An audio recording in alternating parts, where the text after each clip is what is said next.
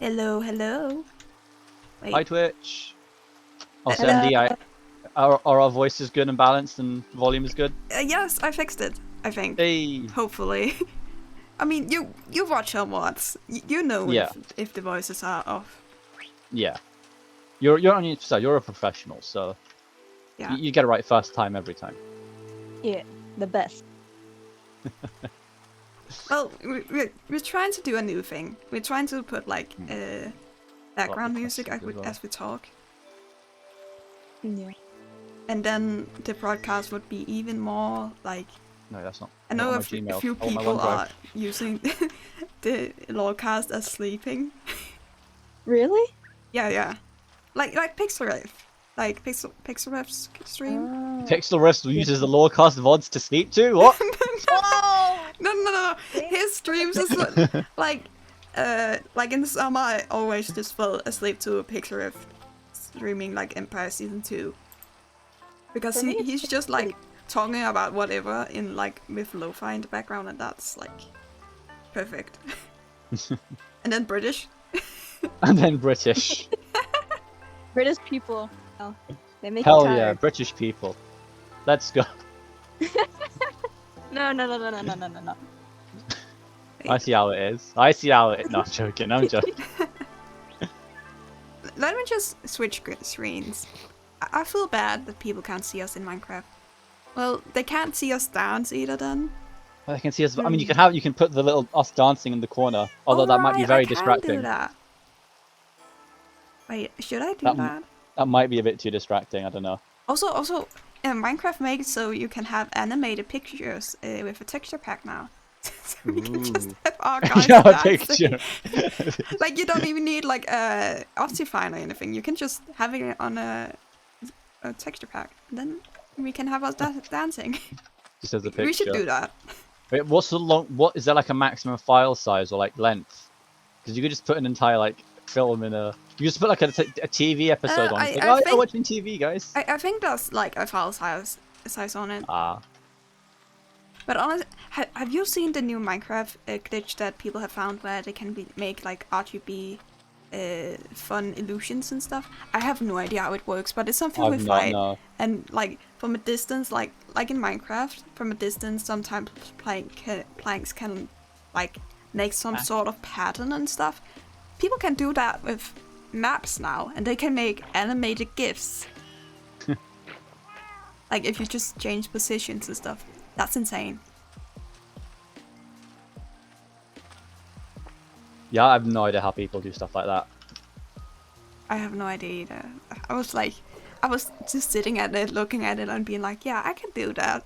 I can do that. I can totally do that. I have no idea what it is. I can do that. I can do that. Anyway, I'm gonna switch to Minecraft. Yes. Say let's do goodbye that. to the dancing. Say goodbye, dancing. Say goodbye to Pepsi. Quill's art. Please. Oh, I have no idea how to switch smoothly. It always says like Oh. looking for a game. How does it? So someday you'll get it, Emily. Someday. Do I need to have a hotkey for switching? Is that it? Maybe. I have no idea. And the rain's gone. Also, people have to tell me if the music is good. If I have to like turn it up or turn it down, or because I have heard that you have to keep like the music almost like non-hearable when you're streaming. Yeah, otherwise it kind of distracts from the talking.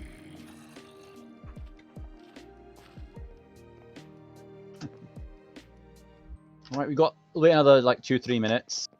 It's Right, to 2 talk about minutes. this discussion today.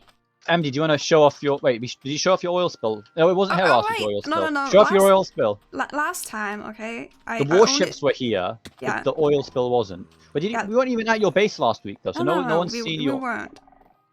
So last time I built 2 military ships, like last week, and these are the 2 ones. They're running on confidential stuff. I can't say because of law. Confidential. It's an MD secret what they're running on. All right. I don't know if I should believe that or trust that. Yeah, you Well, should totally trust as you know, me. anyone who owns military vessels can be trusted. Isn't that right? That's kind of like I think that's kind of bad though. I don't know if I should trust that or anyone should.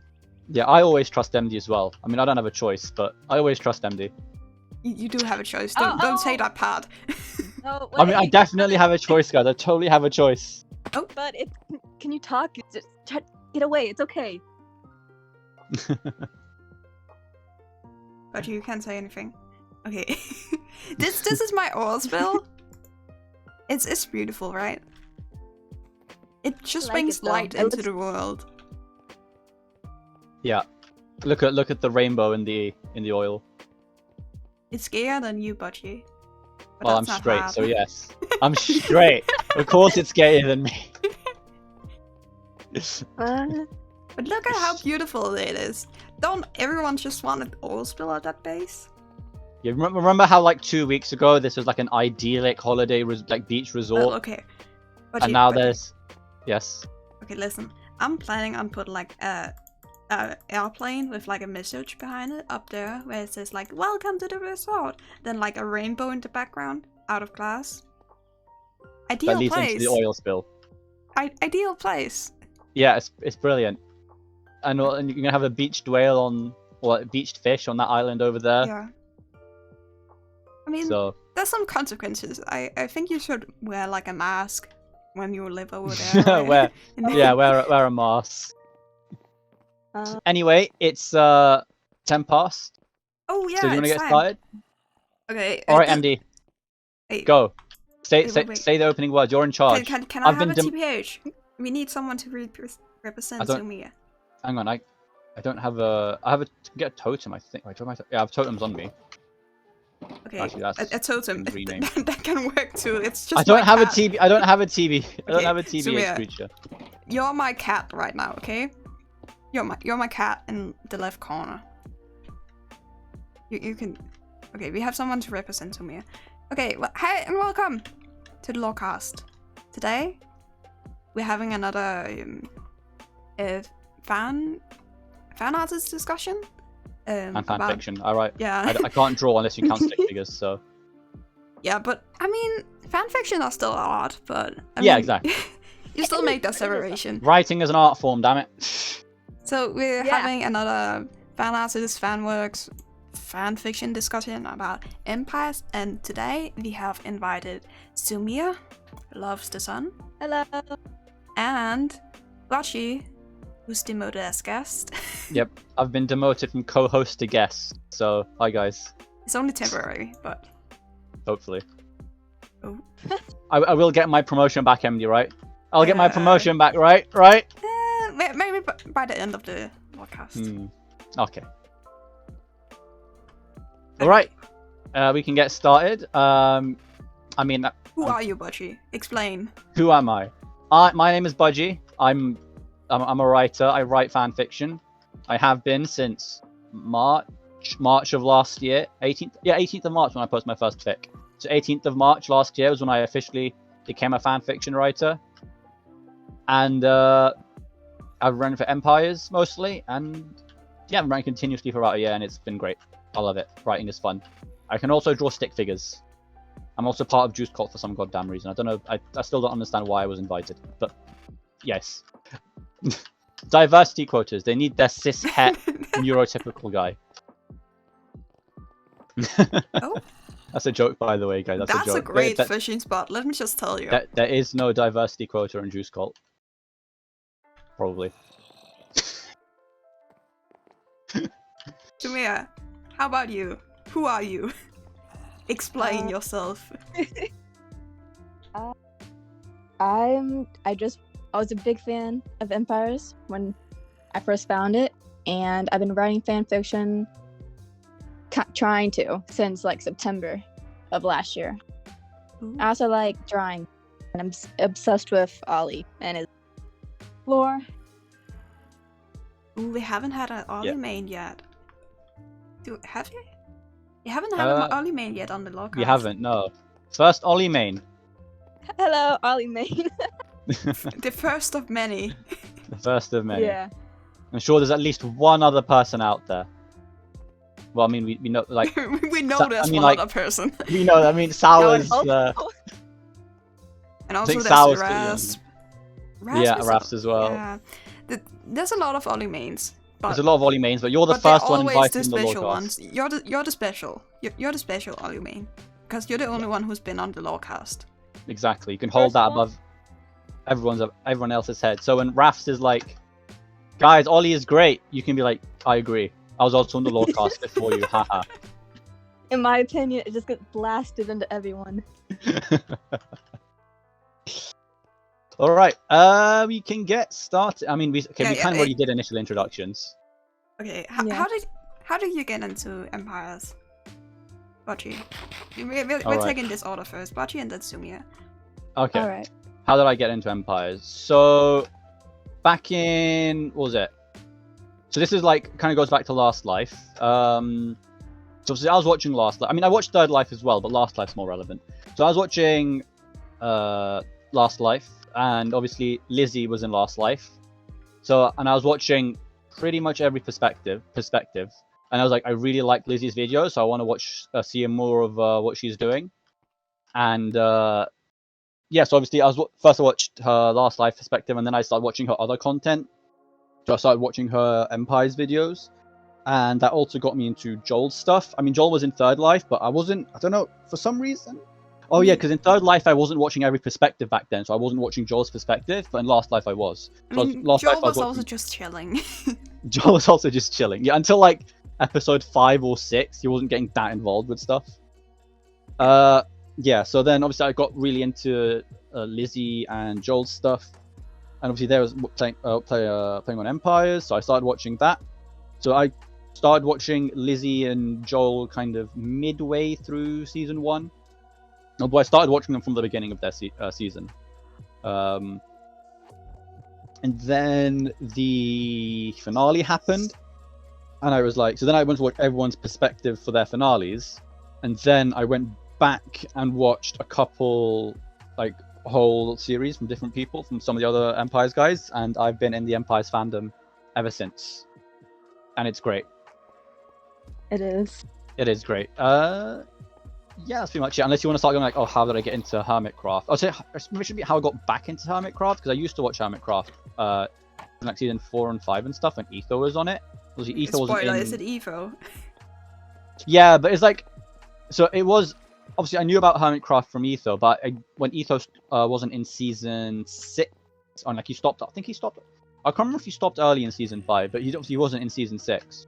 So I kind of stopped watching Hermitcraft then until I found Grian, and then I started watching Grian, and that's how I got back into Hermitcraft.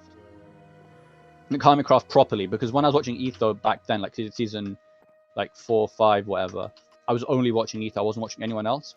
Once I got back into Hermitcraft via Grian, then I started watching a bunch of different perspectives. Yeah. And that kind of revitalized my kind of Minecraft YouTube scene, because before that it was mostly just Etho. Like, yeah, there was a point when I think the only Minecraft YouTuber I watched was Etho, I think. There might have been 1 or 2 other people, but it was mostly just Etho. Yeah, Grian has that effect on Hermitcraft. Everyone starts with Grian, and then because he has so many like interactions in his videos with other members, you just spread out from there. Yeah. Like, Grian is a great starting point for Hermitcraft. Yeah.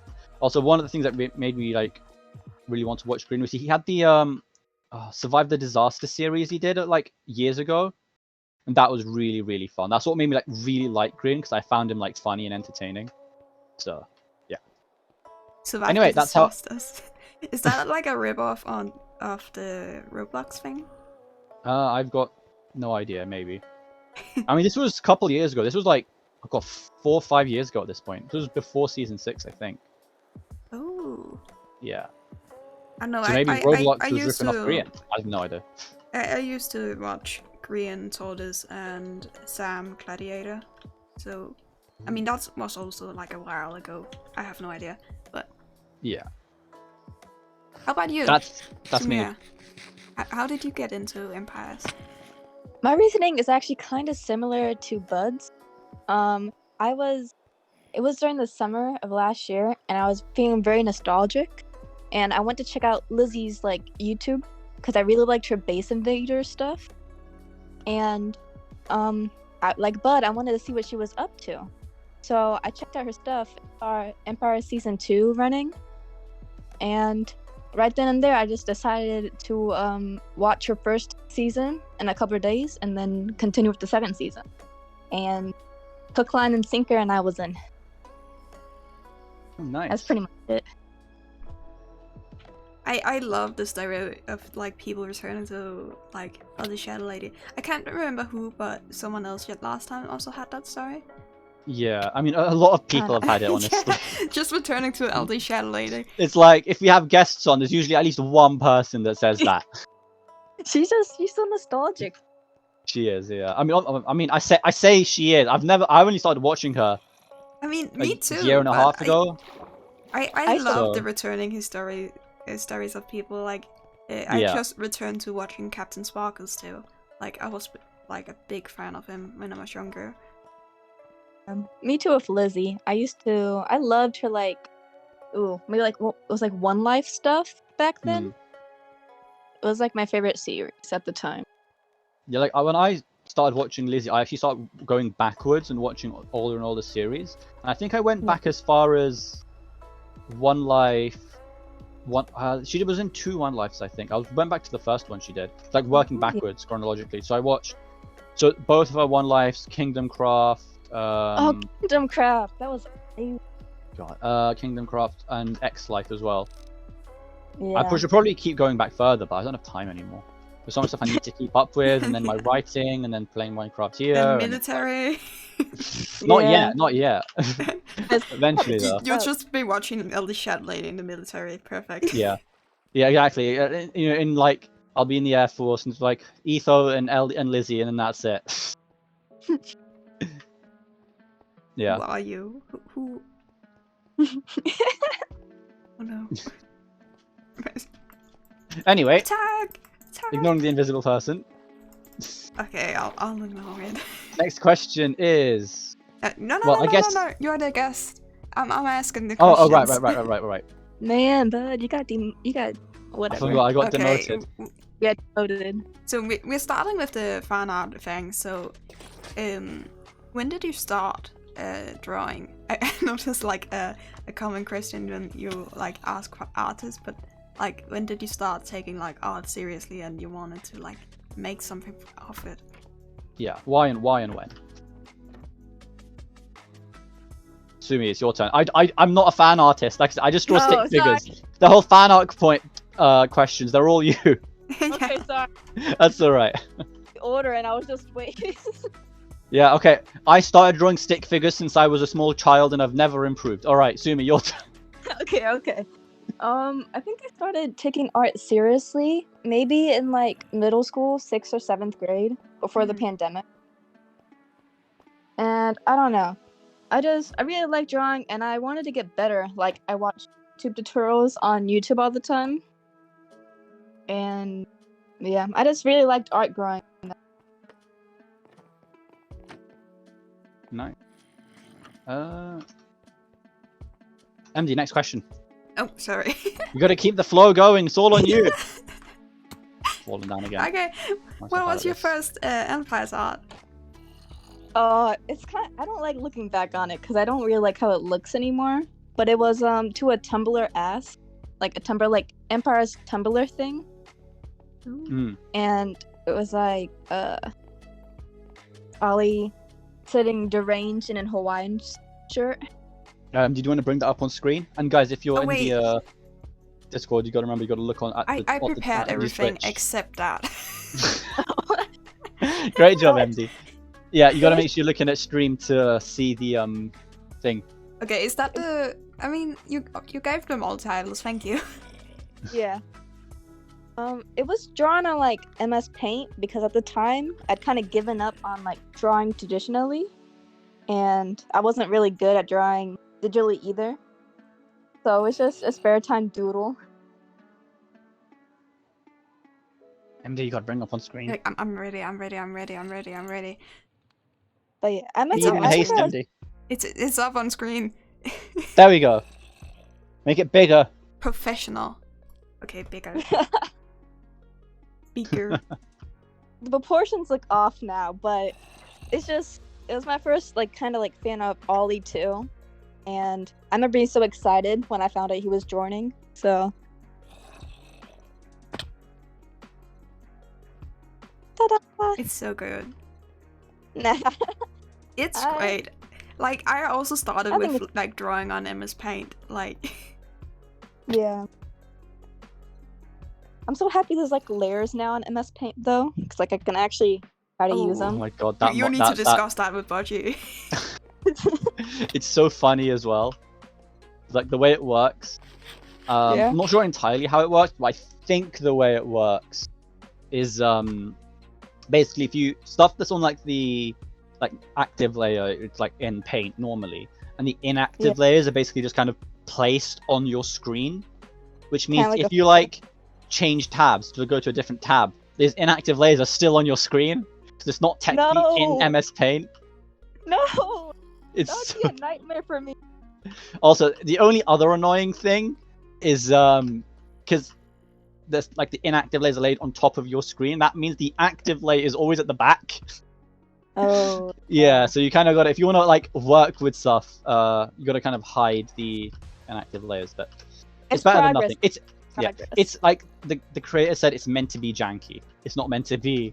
I mean, Studio Paint Paint is janky, so Yeah, it's not really like a cheat code to like make Paint better. But yeah, if you want to get good at art, get like Clip Studio Paint or something. No, don't pay for it. Get like a Fire Alpaca or what is the other one? I don't know.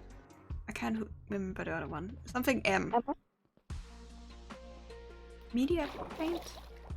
Oh. Something. Anyway. I can't remember, honestly. Fire Alpaca is the one I chose. It's free, you can get it, and yeah, Medibang. There we go. Medibang is kind of like Fire Alpaca, it's also free. But it's good. Okay, next question. Let's go. What's your favorite Empire's artwork? I think I linked it right, but it should be the my edit of like Ollie and Sausage. Yeah. I'm counting that as when you bring it up on screen, it does play audio, right?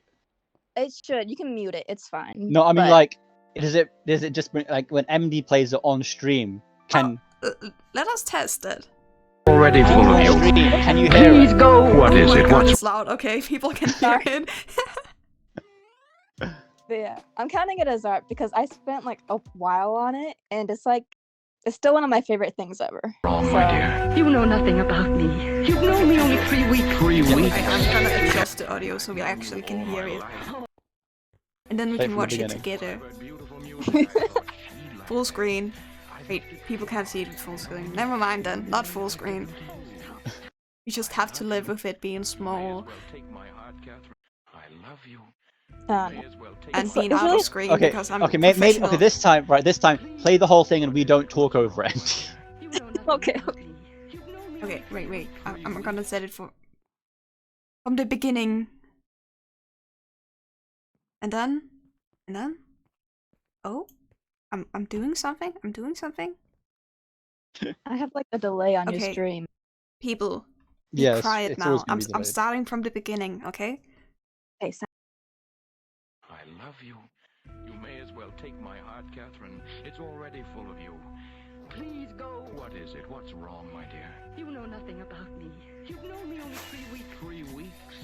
Catherine, I've known you all my life. All your life. It's true. When I've heard beautiful music, I've thought she'd like that. I've looked at flowers and known that one day I'd give them to you. I love you. It's good. It's so good. It's done now. okay. You can speak.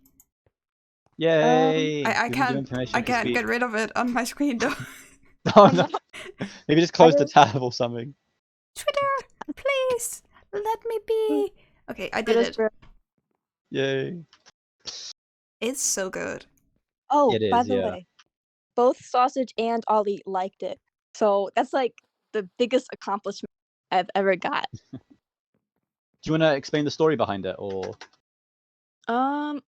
I can. It's not like a huge story, but I watched Afterlife before I got into Empires, obviously, and I really, really loved the dynamic that like Sasha didn't remember Ollie, like, but Ollie remembered him and really wanted for him to remember him.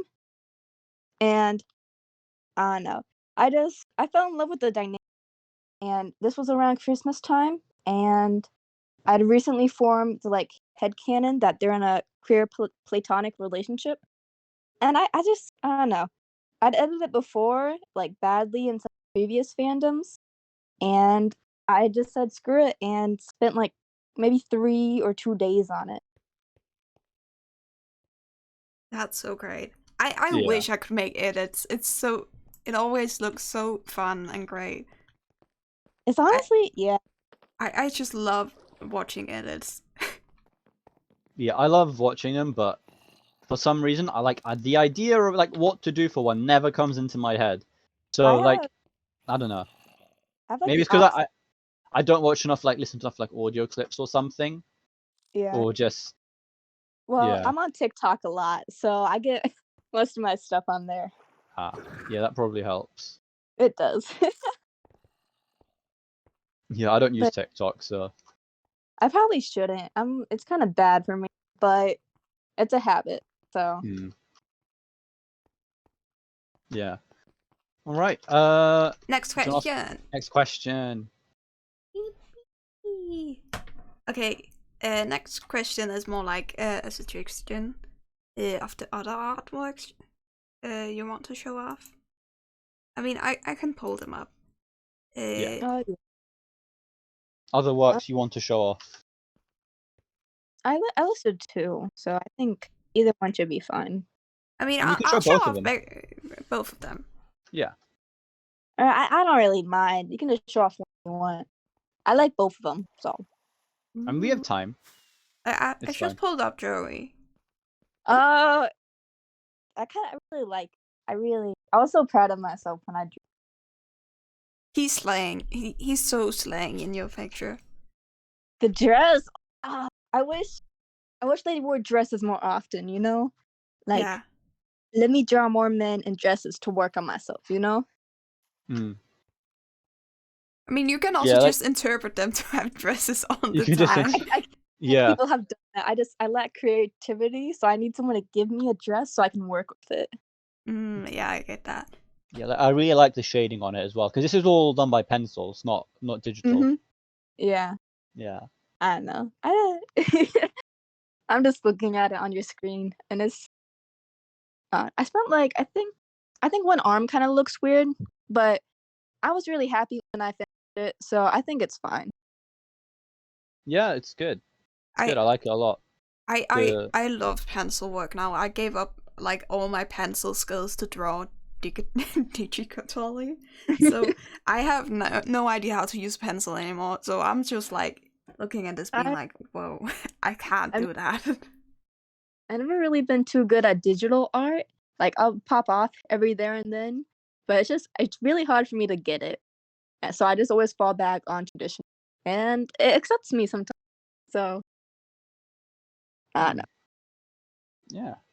I mean, like, I don't know. I don't know. It's weird for me. I always think, oh yeah, I could do something traditional with like a pencil, and it's like I start drawing, and it's like this is a stick figure. What the hell am I doing? How does one draw a leg? Help! Oh my gosh! Don't even talk about legs and arms, okay? Those they get to me. They haunt me. But But, like, just think about every artist start with a stick figure when you start drawing. You just have to evolve from there. I guess I have to throw away my childlike skills because literally a child draw. I can compete with the average child in a drawing competition. That's my level of skill. Have done is that they started off young, like tracing stuff, and they kind of just learned how how the body works and stuff. So like, I don't know. Everyone starts somewhere. So I mean, tracing is a like great tool. It's just not for like posting about it, but it's a great tool. Like to improve art. My brother traces a lot, and I kind of like get upset about it sometimes. But he's just having fun. He's a kid, so yeah. As long as he just like doesn't post anything about it, I think tracing is alright. Like, don't claim it as your own. Yeah. Like, I also traced when I was younger, but like, Mm. it's nowhere like where I posted about it and stuff. No, he's not like he's like in elementary right now. Yeah, okay, And- then you Yeah. have permission to trace all you want. Yeah, he's also really obsessed with like Slayer and stuff. So, Mm. and I think it's really good for him, honestly, because it's such like a good like looking anime. I think when he grows up, he's gonna find like a really cool art, and I'm excited for it. Yeah, I kind of just, I anyways. I don't know, it's good. Like, I Alright. have like a bunch of traced anime stuff too, so I mean, it works out for people. Yeah. Do you want to move on to the next app? Yeah, sure. Wait, let me just get it up. I'm asking you like I'm prepared to actually do it. And I mean, how many lore casts have we done so far? this is the 14th. I think it's the 4th artist one. Maybe we have It's done the more. 14th. It's the 14th one. Artist-wise, hang on, how many have we 5th or 5th. done? fourth. 1, 2, 3. Yeah, 4th one with artists. This one, I really don't like Sausage's Eye, and I struggled with it for like 20 minutes. But that was the final product. But I like it was. I found a reference on Pinterest for this one, and everyone had been drawing Ollie and Sausage as like a girl night thing. Mm. So I just found a line too. Yeah, honestly, I like it. I think it's pretty good. I like it. Ooh. I like the expression on Ollie's face as well. I like that a lot. Yeah, I don't know what happened when I was drawing Ollie, because it. Oh my gosh, I look back on it sometimes. It's just wow. Yeah, I mean, I like it, especially like the details as well, and like the stomach and stuff, like the lines and everything. I really like it. Yeah. Yeah, the line work is great. Like, even if it's like a sketch thing, like line work for me is just sketching, but making like the lines harder. But like the Yeah. line work is so good. I always struggle with line art, so most of my finished pieces most of my final pieces end up having some like sketch lines everywhere. But I don't know. I honestly think that sketch lines just adds to the thing. Like, Yeah. yeah, like Adds, like- sometimes just line art can be like a bit too clean. It can erase like the spirit of the drawing you started off with, like in the sketch. Yeah. So like having the sketch lines it's just beautiful. Yeah. I'm also just a tad bit lazy. I don't want to get rid of everything. So. But yeah. Yeah, I can imagine as well for like pencil drawings, getting rid of sketch lines is a lot more difficult than digitally, when you can just be like, all right, turn that layer off, done. Oh yeah. Sometimes I struggle. I need to find a way to like take photos of my art better, because sometimes you can like see like the previous like bad sketch under it, and I don't know how to get rid of it. So I mean, I'll you learn. can So just is it? you can just like play around with the contrast and exposure and Mhm. stuff and Yeah, settings. or Yeah. if you can put like, I mean, is this like in a sketchbook or is this like separate sheets of paper? Sketchbook. Yeah, I mean, you could just get like some like separate like blank sheets of paper and just put it behind till you can't see it anymore. Oh yeah. Yeah. That might work. I mean, For if the you draw on the functionality. other page, it doesn't work. But Oh, true. Yeah, I guess if it's on the side of the same page, it doesn't work. But if it's like separate pages, then you can do that. Yeah, I'll figure it out eventually. you'll now, figure out something. Or maybe once you fill up this sketchbook, you can get another one with like slightly thicker pages or something. Something really funny about that actually is I've had this sketchbook since 2020 or 2019. I keep thinking Is of it the a- notebook. Oh, okay. Is it like a okay? I You'll forget fill it. it up eventually. You'll fill it up eventually. Eventually, he's Oh, gonna be it's so difficult to fill them up. It's a Yes. struggle. like. One time for my birthday, I got 4 of them, and I started drawing in them all at once. So That's the biggest mistake. it is. Oh, I was young and foolish. I have only like finished like a book when I was in school because I was just bored. The greatest thing is just drawing in school. That's the only thing you can finish a book in any capacity. I can't do it in my free time. I filled up like half a sketchbook or something when I was like 5. Does that count? Yeah, it does. It counts. We're proud of you, Budgie. Yeah, we're so What did I proud. draw when I was? I think when I was like 5 years old, the only thing I draw would be people standing and Pretty good. cars. I think that was it. I think those are the I mean, only cars things I are drew pretty when I was, like, impressive. I can't draw a car. Me It- neither. these cars were not as impressive looking as you think. Okay, I imagine beg to something a differ. child could draw in about to 10 differ. seconds, right? That's what I drew because I was a child and it took me about 10 seconds. Well, I can't see it, so I'm just assuming it's impressive, Budgie. Oh Yeah, yeah, the proof. I was an incredible artist. The cars I drew when I was 5, I'd blow you all away. I Too trust bad you so the, much. You don't yeah. even need proof. I trust you. Yeah, We'll believe you. We do believe you. It's awesome. exactly. I'm extremely trustworthy, guys. You gotta Yeah, I can't trust me on believe that. you and trust like the fact that I'm trustworthy. yeah. I can't believe you're like in art museums and stuff, Budgie. From all Yeah, your yeah. cars. Exactly. I can't believe you were in the Cars movie too. You designed like 3 cars. That's impressive, Budgie. It is. You should boast about it more often. Yeah, you know the guy who designed Lightning McQueen? That was actually me. I was using an alias. Oh my No god. way. Yeah, the non-disclosure agreement on that ended 5 seconds ago, which is why I can now tell you. Oh my gosh, you're amazing, bud. Oh, thank you. I never knew this. You should put it in your Twitter bio. You have to. No, I think I don't want to, break too many people's minds with such incredible Oh. information. Oh yeah, you know. true. Yeah, exactly. It would like give like 20 people a heart attack. Yeah, yeah. Exactly, People would treat you actually- different. Because like Exactly. they would Yeah. all ask you to draw their car. Exactly, and I'd be like, I don't have time for this. I have Minecraft fanfiction to write. Honestly. I mean, fair enough. You can't draw Um, everyone car sonas.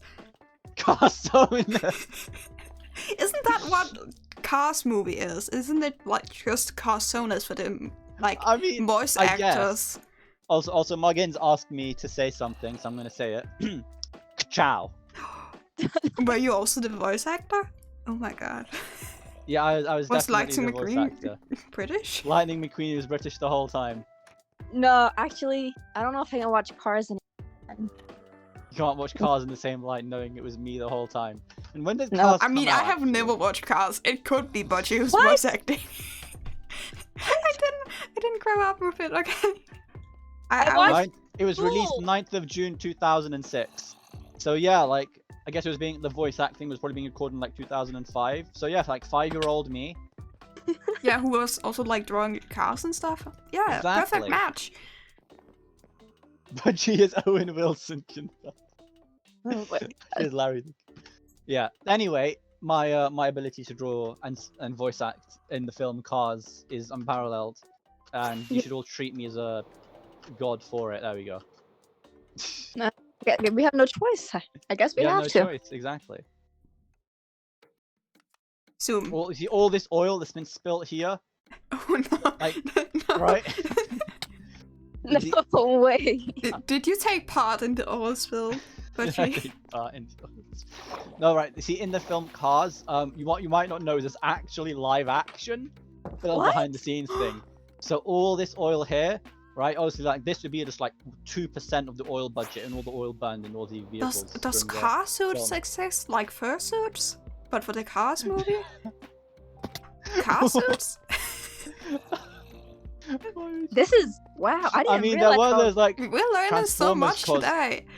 This there were is- those like Transformers cosplays. Oh wait, it's like car Oh. suits. Oh my god. Oh my god, this is incredible. I never knew All this. these things I can reveal now that the NDA expired like a minute ago or a couple minutes ago. It's amazing. You know, I'm glad you could tell us this. Yeah, You're welcome, this is the guys, you're first welcome. interview. Let it be known. Anyway, back on topic. Okay. Zoom. Which are your favorite things or characters to draw? I mean, except Ollie.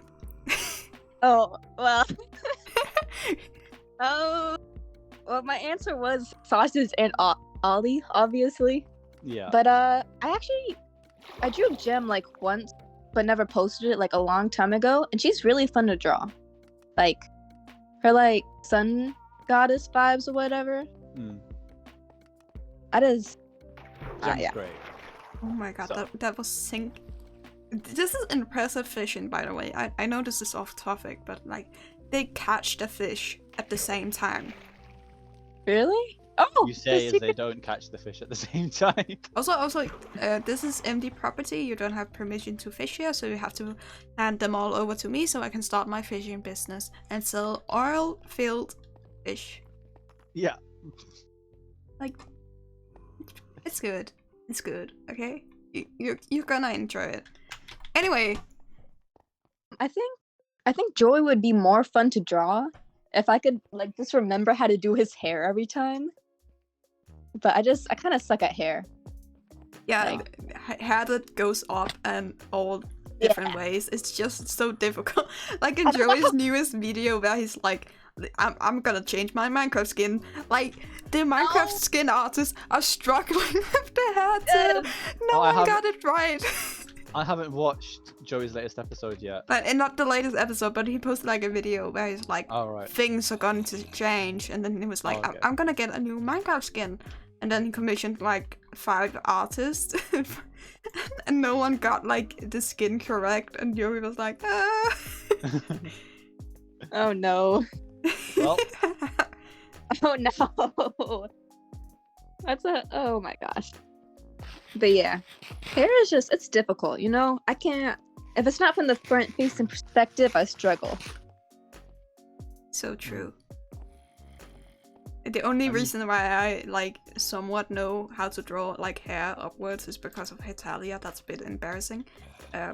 Hetalia If it teaches works. hairstyles for some reason. Italia, Denmark. There we go.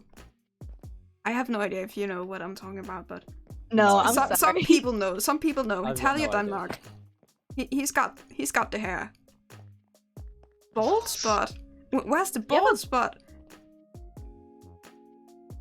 That, I don't see a bald spot.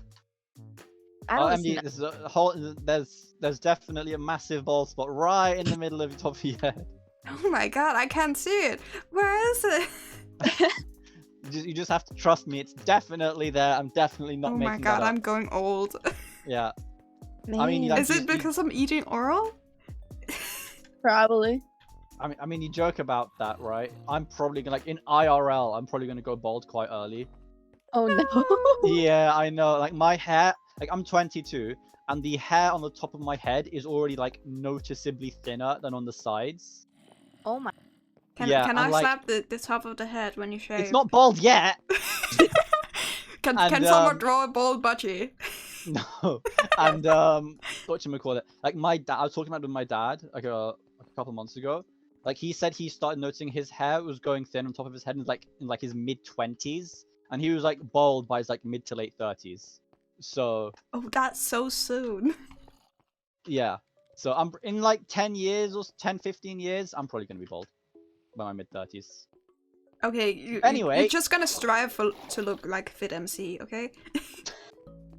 Yeah, like I was thinking maybe like shave off all my hair on top of my head and then grow out my beard or something, because I can grow a big beard. Although I'll never try, but it grows so fast and it's really annoying. But anyway, back on topic. Next question.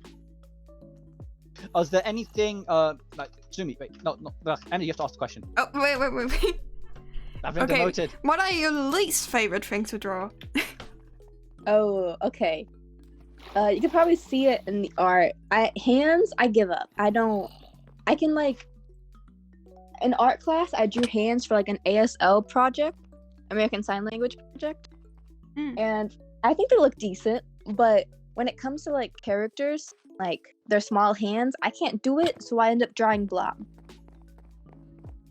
So I mean, it's understandable. Like Minecraft characters don't even have hands. they don't have thumbs either, you know? Yeah, you don't have to draw them. Like, it's not canonical they have hands. You're so right, honestly. Yeah, exactly. If they're holding something, just fuse it into into the inside of a solid block. So true. It's not canonical. You're like, right. who says to have hands? They haven't said so themselves. Like, Exactly. I mean, Emily, like hit F5 and hold a pickaxe. Look at that. That right there. Oh my god. That's terrifying. It's like Lego hands, Inside your hand, yeah. Lego. yeah, Lego. just draw Lego hands. I'm It's sure just people get it. fused into your wrist. You don't even have wrists. We don't even have elbows. Oh my. You guys have no joints. We have It's no just no knees. How do you? It's just like It's not even one. turn- Wait, so how many bones does a Minecraft character even have? You have Well, like. they don't have. Okay. So Let- No, me the answer count. is not many. 1, 2. Is like the head one bone? Head is Yeah. one bone. Arms cool. are one bone. Legs are one bone each, and then torso is your spine, I It's just- guess. like one square. So you have like what? 6 bones. Look Man. closer to it. Among Us characters Oh my god, something glitched out. than we are to humans. Oh, why you? I need to see if anything changes. Okay, nothing changes. I still have 5 bones. Yeah. No, So, not 5 bones. I Minecraft can't count 6 characters- bones. Minecraft characters are closer to Among Us characters than. No, Humans. no, we're stopping there. Okay. MD, you're looking a little sus there. Oh no. Anyway, yeah, like obviously, I know, I know, like hands are really hard to draw. I've not really tried to draw them myself beyond circle with 5 lines coming out of them, but I know like artists say like hands are one of the hardest things to draw. So I think like big hands, I can just like, draw hands by themselves, but as soon as I have to like connect it to like the wrist joint, it kind of like loses it because I don't understand yet how it all works. Even though Yeah. I took health, so that was a waste, I guess. I get that. It's the same. Like, artists always like practice like drawing different things like separately from all the other stuff. So And it doesn't. So when you have practiced like drawing hands, you're like, oh, how do I connect this? Or like you practice drawing eyes, you're like, oh, I forgot to practice how to put it on a body. Exactly. Oh, so fresh.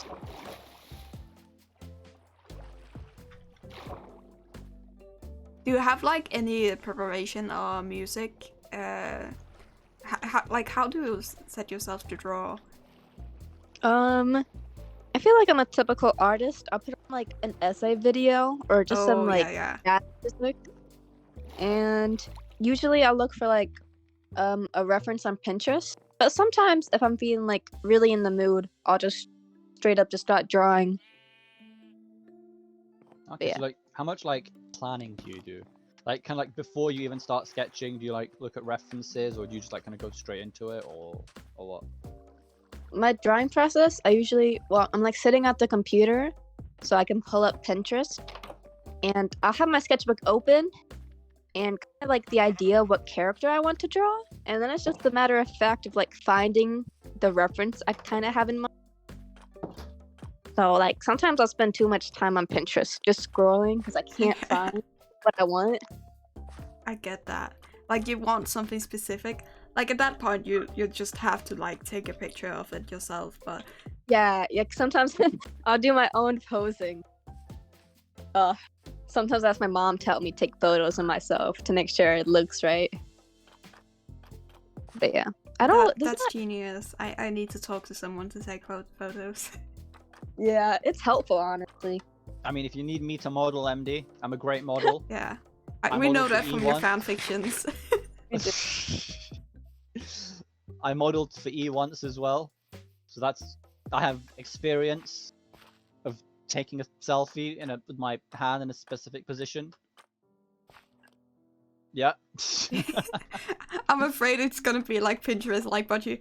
can you like move the hand like 2 degrees to the left? Oh my god! Do you know? It was like he was literally just like they do like a sketch and was just like, can you send me a picture of you holding like your like hand and wrist in this position? And then it was like, oh, wait, okay, so I was gonna do it. I was like, wait, do you mean a left hand or right hand? I was like, oh, do you mean like what should this be like? What should that be like? And it's like, can you send me a picture? It took like 20 minutes before I sent a picture because I kept asking questions about specifics.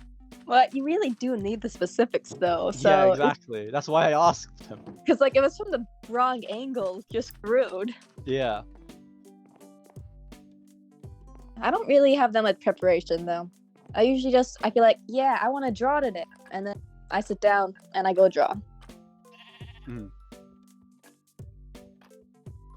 Like that dedication, just sit down and draw. Yeah. Do you want to ask the next question? Yeah. Do you have any like unfinished projects or like impossible projects you just know you can't finish or make? Like animatics are a big thing. Like stuff you want to draw but you don't think you can at the moment, for whatever Okay, reason. so I did. This isn't really Empires related, but Last Life. Once I finished watching Lizzie's POV, I really wanted to draw an animatic about like Cleo and stuff. But I honestly don't think I'll ever be there because I just can't figure all that out. But for Empires, honestly, I just don't remember a lot. Like I'll open my notebook, find out like stuff I wanted to do, and I just completely forgot about it. So honestly, I couldn't really tell you. Okay, that's fair. I Yeah. get that completely. Just writing like random stuff. Yeah, you wake up at like 3 a.m. being like, oh, I need to write this down. You wake up and you're like, what the fuck is this? Yes. Yeah. It's just it leaves my mind once I don't think about it for long. So.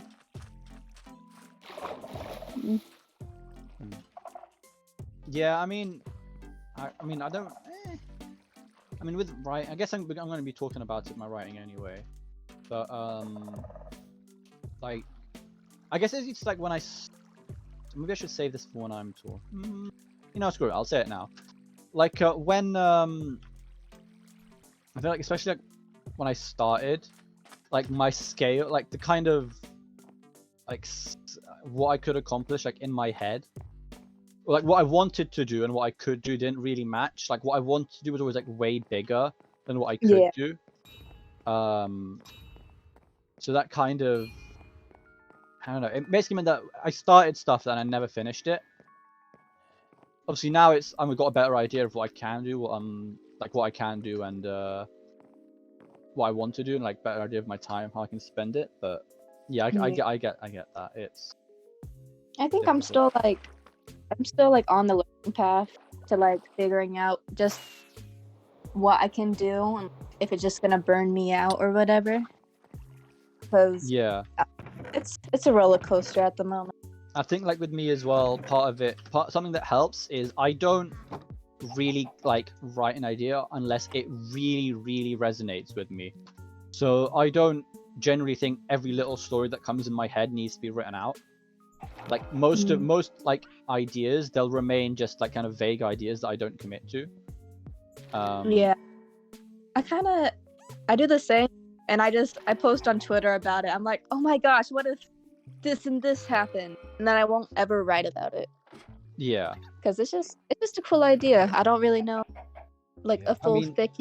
I mean, I get that, but for me, like personally, I have to draw something every week at a specific time, so I have to like write down every idea I get during the week, because like for Aggies, I need to be prepared with an idea, otherwise I'll just sit and not draw anything for like an hour. Yeah. So I'll write down the smallest ideas. The problem is I can't finish big ideas. Yeah, because Aggie, you only got a couple hours, so if you want to spend over multiple days, it'll be outside of Aggie. Yeah, I mean, like I'm gonna expand upon it expand upon this more when we get to my bit later in the Lorecast. But yeah, I get that. Yeah. All right. Do you wanna? Move on to fanfiction? Yes. I'm good. Okay, Budgie, you get to talk first. Also, we're at the hour mark. You can move to my base. Oh, right. But wait. I'm just making a fishing rod. Oh, okay. I'm gonna mute real. I'll be Okay. back. No worries. Budgie, how did you start writing? So this is actually quite interesting. It goes back to when I was doing my A levels actually. That's year 12 or grade 12. I have no idea. That kind of. Basically, when I was like 16-ish, 16 odd. So before that, in school, I absolutely hated English. Right, it was one of my least favorite subjects. I hated writing. I hated English. During when I was doing my A levels, something like external to it, like a kind of extracurricular thing. I don't remember exactly what it was or how it started, but basically I was given the options like either like make something or write an essay on a topic of my choice. And this was quite important because it was the first time that I could write about what I wanted to write about and not what someone else, like the English teacher, told me to write about. Because you know, I could write about what I wanted. And so for the first time in my life, when I was like 16, I wrote about what I wanted to write. And it was like, I really enjoyed it. Like, I actually genuinely enjoyed it. Oh, for those curious, it was, what was it? About why battleships became obsolete. It's mostly talking about, like, battleships and aircraft carriers and stuff, and why... Oh, it's like, still fictional. Not fictional, but no, this factual. is, this is, like, a real thing. So I'd, like, look up, like, sources and stuff. But, it was something I was actually interested in, and something I wanted to write about, and I actually enjoyed it. The essay ended up being something like, I don't remember exactly how long, 5,000 or 6,000 words, something like that. But it was like, so it was much longer than anything I'd wrote before. I was like typed up. It wasn't like written on paper as well because I can't hold a pen properly, so my hand hurts after a while for writing. And yeah, I was like, I actually enjoyed it.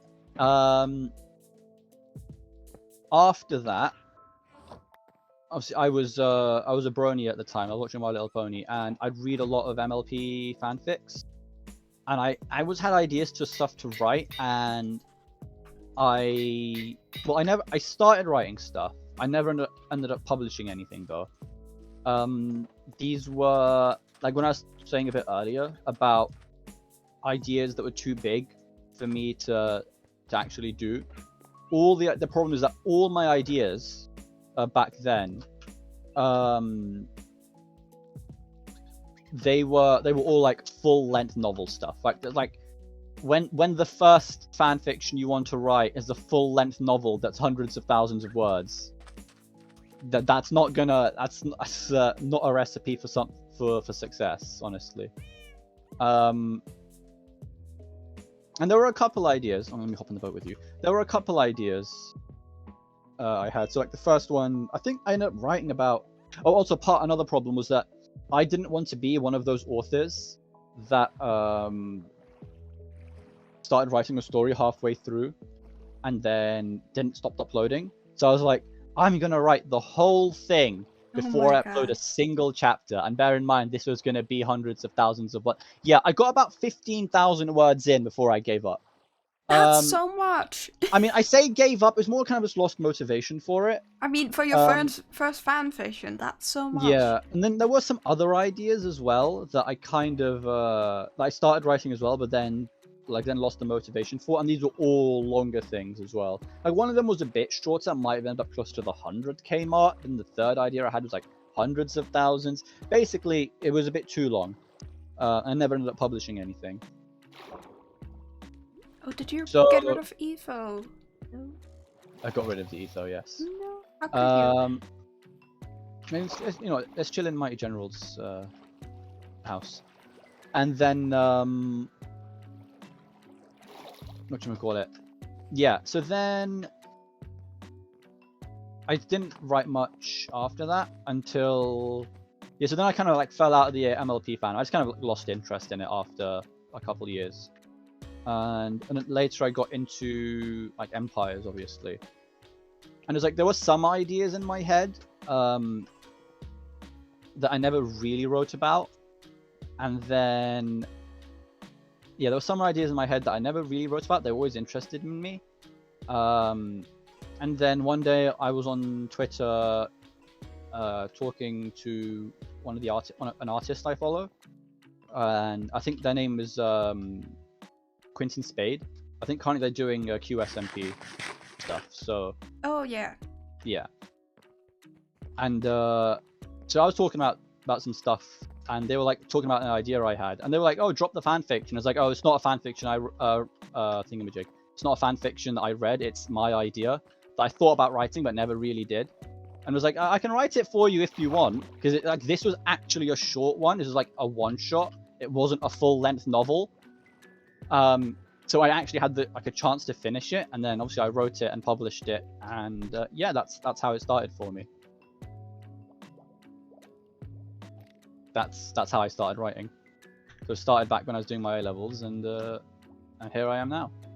That was just over a year ago. That was what, like 18th of March, I think. Actually, I can double check. I got my AO3 open. Go to work. Scroll down to the bottom. Yep, 18th of March, 2022. So, just over a year ago. So the only fanfiction we've ever written is MLP and Empires. Yeah, and That's a the great MLP ones. pipeline. Yeah, and obviously the My Little Pony ones I never published anywhere. I think actually they might. Are they still on my laptop? You can ask the question to Sumi. I'm going to check if they're still on my laptop. Actually, they might be. How about you, Zoom? How did you start? Like writing? Yeah. Or like, I think I started writing. It was around the same time I like started watching Empire Season 2, and Ollie just posted his video. Oh wait, let me actually. Sorry, I wrote some notes down for myself. Let me. I think how I really got into writing fan fiction specifically, it was actually with a bit of help from Sawa. That was Sour. Yeah. I met him on like Twitter, talking about like Ollie angst ideas, and we just started chatting about it. And that led to one day me dropping a 1,000-word like snippet of like an idea I had, and that turned into my first like fan fiction. And like I don't know, that like motivation to have someone to talk to about my ideas, like, because like I'd read fan fiction back in my previous fandoms, and I always thought about writing it. I always thought I'm a drawer, I don't write. But like having someone that like liked my ideas and like was actively encouraging it, I think it really like helped me think I can do this. I can write down right now, and, like make this a fic. Yeah, And like when I was seeing my idea, I was talking with like Quentin on Twitter. The fact that I knew I had a guaranteed audience of 1 really helped. Like just knowing like someone will read this, and like maybe like someone from one of their friends would also read it. It really helped. Yeah, the guaranteed audience of 1, and like the kind of, it wasn't like an expectation. Like he didn't like expect me, but like I don't know, like there was a little bit of pressure, a tiny bit, not like a lot. Not like, oh no, I have to do this, but like it was a bit of pressure. And like the guaranteed audience, like those two combined with the fact that it was also just a one shot and not a full length novel. Yeah. That all that combined like was enough to push me to start writing, and I think the pressure is like good pressure, because it's not like, oh, I can't wait to like update this, like finally, like I've been waiting. It's just like, hey, that's a cool idea. I think this is good. It's really good. Yeah. Also, I looked. I can't find it. It might be on some USB lying around somewhere. I'm not sure. Oh, sorry. My first fic. The first 2 fics that I wrote, I've got. I don't have them. The third one I attempted, because like I said, an MLP fan, I attempted 3. The third one it's still on my laptop. The first 2 I don't know where they are. Yeah. I think the second one I got like only 4,000 or 5,000 words in, and I think the third one I got like 8,000 odd words in. Yeah. Anyway. I mean, it's fun that you have like documents for it and stuff. and still have Yeah. them. Because I don't have like my first digital drawing and stuff. Yeah, like I've got for my writing, I save everything on my OneDrive, and then occasionally I'll also save it locally on my PC and save a copy of it on my Google Drive as well every now and then. So I've like multiple copies of stuff now. I don't lose. Yeah. Although I'll be honest, I should make backups more frequently. Yeah. Because it's like if I do it once a month and then something happens, I might lose up to a month of work, which could be catastrophic. Because Ooh, I've got my that'd be upload schedule. Yeah, that'd be bad. Yeah, 1 Yeah. month of work lost is like, I'll give up. Yeah. You're not gonna rewrite that. I mean, I probably would, and obviously it would go faster. Yeah, than writing but out you're the first time, but insane. You would do that. It'd still be like really demotivating. Yeah. It'd feel a lot less interesting, a lot more like going through the motions because I just, I'd done it all before. So It doesn't have it the would same. kind of be like rewriting, like if you go back to like old fics and being like, oh, I need to rewrite like the first chapter or something. It Yeah. would be kind of like that, right? yeah, it'd be pretty bad. Anyway, I think that answered that question. How and when do we start writing? Yeah. I guess I didn't say the date, but I started writing the fan fiction back in September or October last year. Oh, okay. So yeah, you've been writing for a good few months as well then. Yeah, it's just a matter of finishing work. Yeah, I mean, like, part of, like what I was saying earlier, I don't start writing an idea unless I really, really resonate with it. So there's not like tons and tons of different stories swirling in my head all the time. Yeah. Yeah, I don't like commit to start writing something usually. And Yeah. obviously I've got my main novel that I'm writing now, so I'm like, any idea that I want to write now has to be really damn good because it has to compete with my novel that I'm writing. It's like, if I want to write that idea, I have to stop writing my novel for a bit. So that's like, yeah. Also, like, for fanfiction, it takes so much dedication just to, like, work on one piece. So, like, it's much more hard work than, like, artists, I think, because it just takes so... I mean, depends. It in depends. matter of a time, of how long it takes, not like... I mean, Kisei spent 170 hours on that piece. Yeah. True, but, like, an average artwork doesn't take that Yeah, it long. doesn't take that long. I think they're both art, but I don't can really like compare them in like effort because it just Yeah, I mean, like your average art piece is probably more equivalent to like a one shot by an artist, like a few thousand, like maybe like, obviously it depends, but it's like, yeah, a It's few also- thousand words that you might write in a few hours, kind Yeah. of thing. I mean, for me, it's just like, and maybe it's just wrong for me to like compare, but I honestly think like fan fiction is so much dedication, mostly because like I could never sit down and write like, Yeah, like once you several get to, like, thousands of words. yeah, once you get into like the novel length kind of area, then that's a lot of dedication. It's a lot of time. but one shots I feel like they come more easier to make. Yeah. 'Cause I like writing. Like in my English essays, I'll accidentally get to like 2,000 or like 5,000 words, and I don't mean to do that. It's how I like taste stuff out. So I don't know. Yeah, like also, like especially for me, before, like when I was in the MLT fandom, like when I was in the MLT fandom, I had 0 ideas for any kind of one shot, none at all. It was all full length novel, and that didn't help me get started. But obviously, when I got into Empires, I had some ideas for more for one shots, which obviously let me get started. Yeah. And do you want to ask the next question? Oh yeah. Okay, next question isn't a question. It's just Oh, yeah. like an excuse for you to talk about your fan fiction for 30 minutes. All right. Sumi, do you want to go first, or shall I go first? Could you go first? Yeah, I can go first. All right, let me just crack open a 30-minute timer on my phone because I don't want to go on for too long. And I I've can already pull got. one up too if it is. No, I can do it. And I've already got my document open. On my planning document, by the way, No, I said in the group chat it was 2.3k. It's actually 2.4k because you got to round up. Oh my God. 2,491 words. Alrighty, half an hour starts now.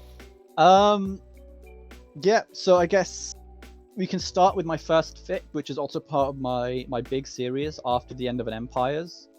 The novel and the series have the same name because I couldn't think of different names for them. So after the end of an Empires, the series starts with Remember Me. This basically takes place directly after the events of the season 1 finale. We follow Joel in this fic. Obviously, the season 1 finale just happened. Joel sees that his palace split in half, and he's really worried for Lizzie right now. So he flies over full speed to the Ocean Empire, sees it's all drained, and the thing's short. It's only like 1 point something thousand words, but it's basically Lizzie's lost her memories and forgot Joel, and it's just angsty. Like the kind of moment of realization Joel has when he realizes that Lizzie doesn't know who he is very sad. I did set up. I don't really like purely bad sad endings, so I'd set up like a little bit of hope. So like Lizzie chooses to go back to Mazalia with Joel, basically, and they can kind of like figure something out. And yeah, wait, Andy, I forgot. I need to link you my AO3 so you can put it up on screen. Hang on. Give me a second. Anyway, yeah. So that's that. It was a pretty short fic. Let me put it in the group chat. Pretty short fic, and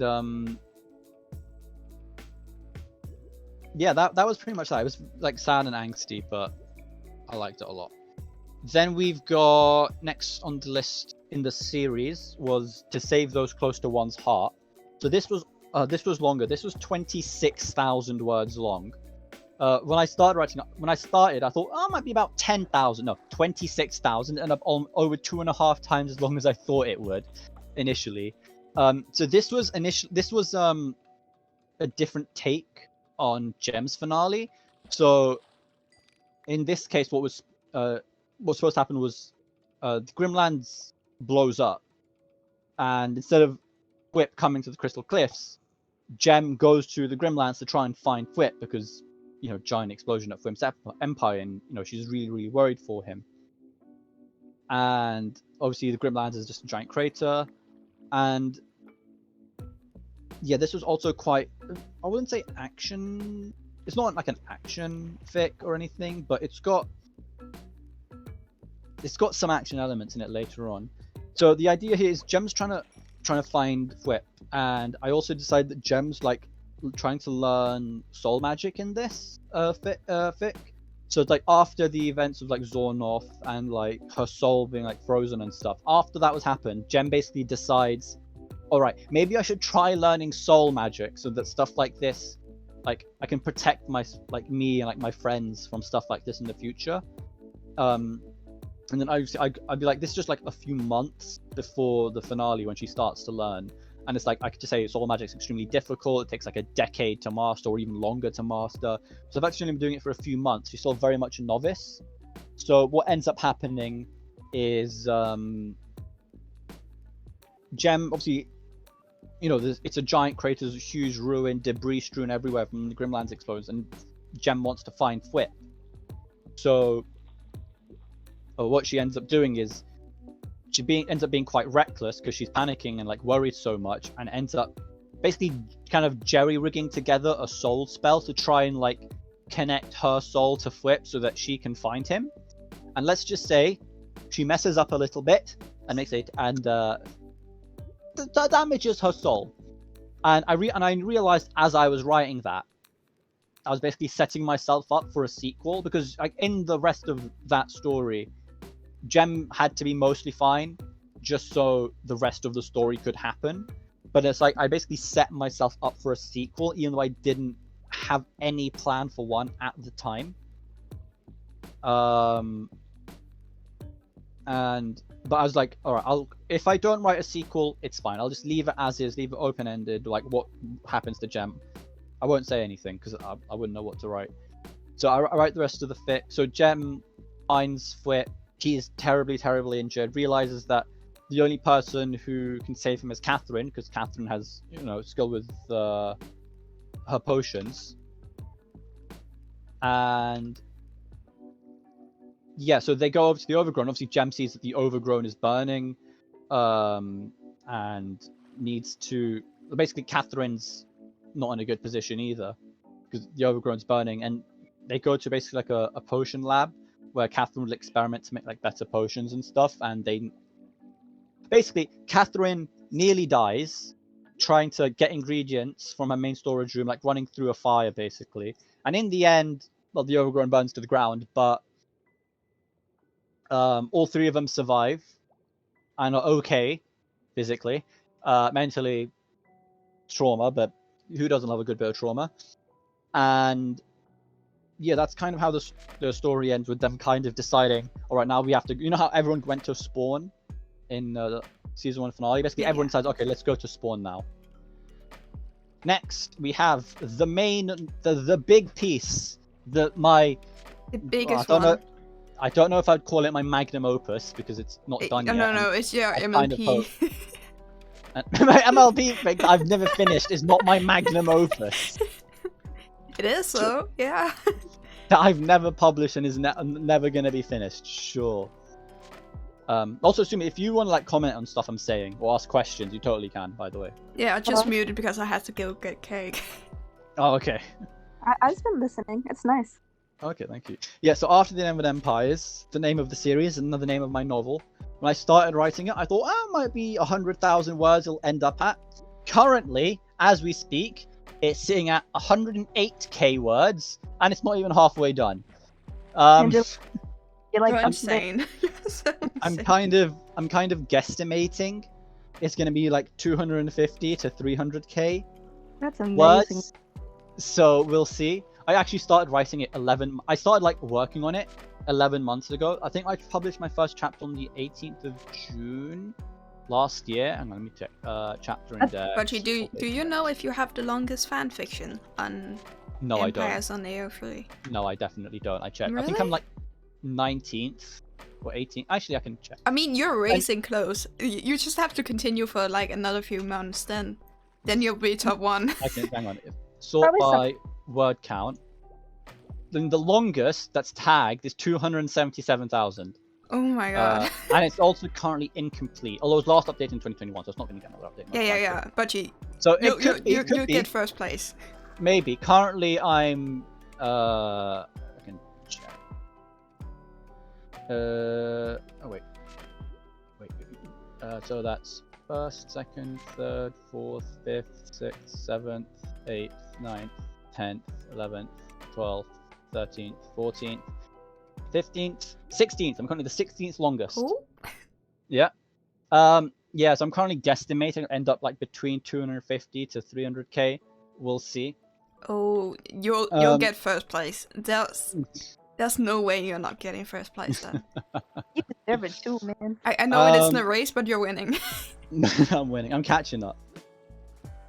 Yeah, so let's say it's been 11 months. I started planning it kind of beginning, I think either end of May, beginning of June last year. So it's been 11 months since I started planning it. First chapter was published on the 18th of June. So, the 1-year anniversary is approaching. Originally, like I said, I had no plans to write a sequel to save those close to one's heart. And the main reason for that was I couldn't think of a way I could resolve the issue with Jem's soul in a way that I'd be happy with, because I felt well, Jem can't solve it herself, right? Because she's just a novice wizard, and this would be a big problem that she can't do. And I don't know, I thought if she solves it herself, it almost feels like soul magic's too easy. Even if I say, oh, Jem's a prodigy and can learn super, super fast, it still feels too easy. So, but then at the same time, making up an OC wizard who was really skilled at soul magic just didn't. It felt like a not like a cop out, but it felt too easy almost. I wasn't really sure what I'd do until an idea struck me, and I will not spoil the idea because I love it so much and I want it to be a surprise to everybody. But let's just say the moment I had this idea, I went, I don't know if I should write a sequel to. I have to write a sequel. It's so good. It's like this kind of like reveal is gonna happen right at the end of the fic. It's gonna be like the last. It'll be like the 90% mark on the fic. It'll be like right near the end. Oh. I think only 2 people actually know what it is, other than me. And you're not spoiling anyone else. And I'm not spoiling it for anyone. I mean, is it your proofreader? My proofreader and Alice as well. Oh wait, both yeah, know. the guys who were in the fanfiction last time. Yeah, although Wen doesn't know, but Lily knows because they're my proofreader, and Alice knows because we were just talking about it. Anyway, so that's why the story exists. I won't spoil it. Yeah. So next thing to point out. So I know I said like Remember Me, To Save Those Close to One's Heart, and After the Never Empires are all part of the series. Originally, Remember Me and To Save Those Close to One's Heart were completely independent. They were like completely separate. But it's only when I was like beginning to plan out After the Never Empires, I realized the first 2 fics, well, there's nothing in them that contradicts each other, and they both take place at the same time in the same universe, right? Like kind of this alternate season 1 finale. So I was like, why not put them as a series? So I put them together and then make it easier to go into After the Never Empires as well, because I wouldn't have to like explain stuff. I could say read the other 2 fics in the series. What were the rest of my notes? Okay. Yeah. So After the Never Empires has 2 main story arcs. That's got like some other like minor story arcs. There's 2 main story arcs. One of them is called the Lizzie Amnesia arc, which, as you can imagine, is about Lizzie's amnesia. And the other is called the Gem Soul Trouble arc, which is, as you can imagine, trouble with Gem Soul from the spell she messed up in the prequel. So the Gem Soul Trouble arc is the reason the story exists in the first place. The Lizzie Amnesia arc was something I could do to flesh out the world, because without that, Lizzie, Joel, Jimmy, none of them would have Hello, any wait, mark in the story. Budgie. Someone's rating Oh! us. Just added a. Oh, we've got a bit of raid wonk. from Cherry! Just added a bit of Hello, wonk. everybody! Just added a. We're just talking added a bit of fanfiction, wonk. 101 Just added a people! bit of- Just added a people. bit of wonk. Just added a bit of wonk. Hello! We're talking about, MD, Just do you want to, added a MD, since I've been bit of- demoted from co-host added to a guest, bit do you of want to wonk. talk about, Just added a bit of wonk. do you want to My talk alerts about, are going insane. Oh my Just gosh, I added can a see it. bit of MD, wonk. do you want to talk Just about, added a- tab back in. Just added a. MD, do you want to bit talk of about, wonk. there we go. Just Do you want added to a talk about what bit the of wonk. Lorecast is, what we're doing here? Just Yeah, added a okay. So bit we're of wonk. hosting like a Lorecast every week. It's a but we podcast. Just added a. Yeah, bit of wonk. podcast kind of just on Twitch because we just wanted added a like bit of something wonk. people can focus on actually, and not just blank space. But you can actually just listen to it as a Lorecast. We're okay with that. It's not Yeah. like there's anything Just important added a going on. bit of wonk. But basically we're just like talking about everything Empires related. Like it's a Empires Lorecast. Right Just now we're added a having guests bit of on wonk. Empires fanfiction writers. Yeah, so we have me, I'm Sir Budgington. MD, say hi to me, look at me. There we go. I'm Sir Hello. Budgington. My character is a 10-foot tall abyssal sea monster fish. Yeah, Ignore the this fact server. I'm wearing tactical camo because Yeah, tactical because camo. of It's the for a crown reason. rule. Yeah. because of the crown rule. I'm also whenever anyone gets an achievement, I caps lock on. Whenever anyone gets an achievement on the server, we just say law because it's law. Anyway, that's me. I write fan fiction. Sumi, do you want to say hi to everyone? Hi, I'm Sumi. Summary. I draw and I also fiction. Nice. Yeah, so obviously normally we talk about different topics. Sometimes we bring on guests. Today we bring on guests, and I Just have been added a normally I'm bit of co-host with MD. I've been demoted to guest. yeah. I hope you promote me back. Right? You'll Forever. promote me back. Promote me back Yeah, at the yeah, end, yeah. please. Wait. Bit of wonk. We'll wait till the Just end. added a bit of wonk. We'll wait till the end. So, where you've joined us, I'm currently talking about my my Just novel added a that I'm writing, bit of wonk. my Empires novel called After the Never Empires. Yeah, it's like And, is it 14 from the longest Empires fanfiction on AO3? It's Can't remember what I said. I It's mean, currently 108,000 words long, it's um, insane. and it's not even halfway done yet. I'm updating it once every 2 weeks with the new chapter. You can see me on screen, by the way. And yes, what was I talking about it? Yeah, it's not even halfway. Like, I'm kind of predicting by the end it's going to be like 250 to 300k words. So by the time it's done, it might be the longest Empires fic on AO3. Yeah, So he's winning. Law. Yeah. What was I talking? Right, back on topic. Right now we are going to the section where people get to rant about their fan fiction for 30 minutes. We have to put like a timer on it, otherwise people can go on for like hours on end. Like if you didn't put a timer on, I could talk about my fanfics for like a couple hours. Also, the timer's still been running, even though I haven't been talking about it. You can, for my sake, you can add like 5 minutes. It's fine. Yay. Maybe 10 minutes actually. See, MD is a generous god. I mean, as long as it doesn't go on for 4 hours like last time, it's fine.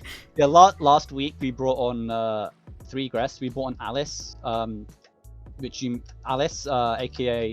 lesbian hamster, aka the lesbian hamster. Yeah. And we had a Fancy Wen, and we had Lily Lolly, and that one went on for 4 hours. I mean, we were like done by the like 3 hour 50 minute, but we were like, let's go on to for 4. Yeah. Oh my! It was a lot of fun, but it was a long time. Yeah. Also, we also decided from that point we're never gonna have 3 guests on at once because it's too many people. So I mean, even now, like, there's only 1 co-host. I mean, you're just the host now. There's no co-host. Oh wait, right. You're the host, MD. You're not a You've been promoted from co-host to host. Oh my god!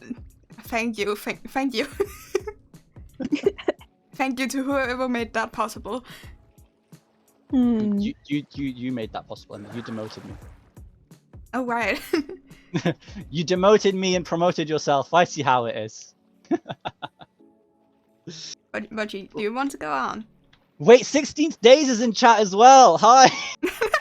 I just noticed. Hang on. Right, I read your fics too. I need to catch up a little bit behind, but I've read Hermit Archives a bunch. I can't remember which one am I up to? I've read a lot. I need to catch up though. I'm a few behind. Anyway. Do you want to be at the Lorecast at some point? Oh my god, we can totally invite you. Schedule right now. We have like it planned out for the next couple. We have it planned out until we have a gap on the 17th of June, but we've planned out up to the 10th of June, and we have something planned on the 24th of June.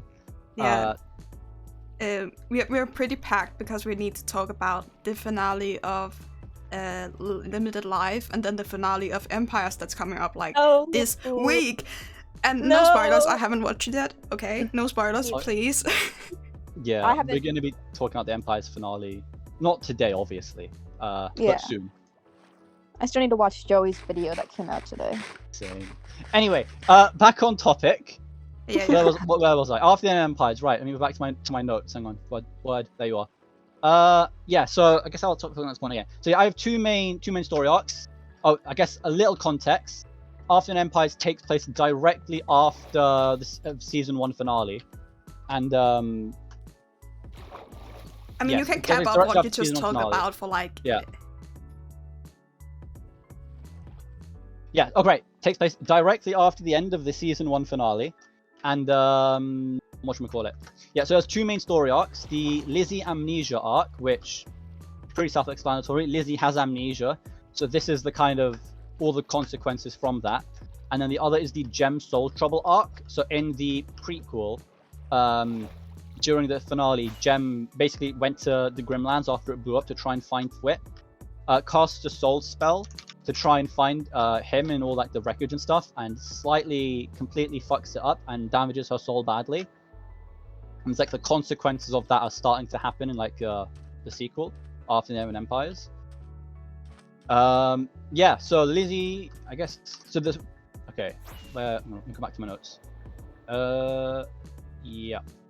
Listen to this, guys. This guy wrote 2.4k notes for this Lorecast. Yeah, I wrote 2.4 Look at this nerd. Look at this nerd preparing stuff. All right. Okay. Yeah, so I'm going to be explaining the bits I've published. I'm not going to spoil anything. I published chapter 25 earlier today, like 9 hours ago about. So if you've not read it yet, spoilers for chapter 25.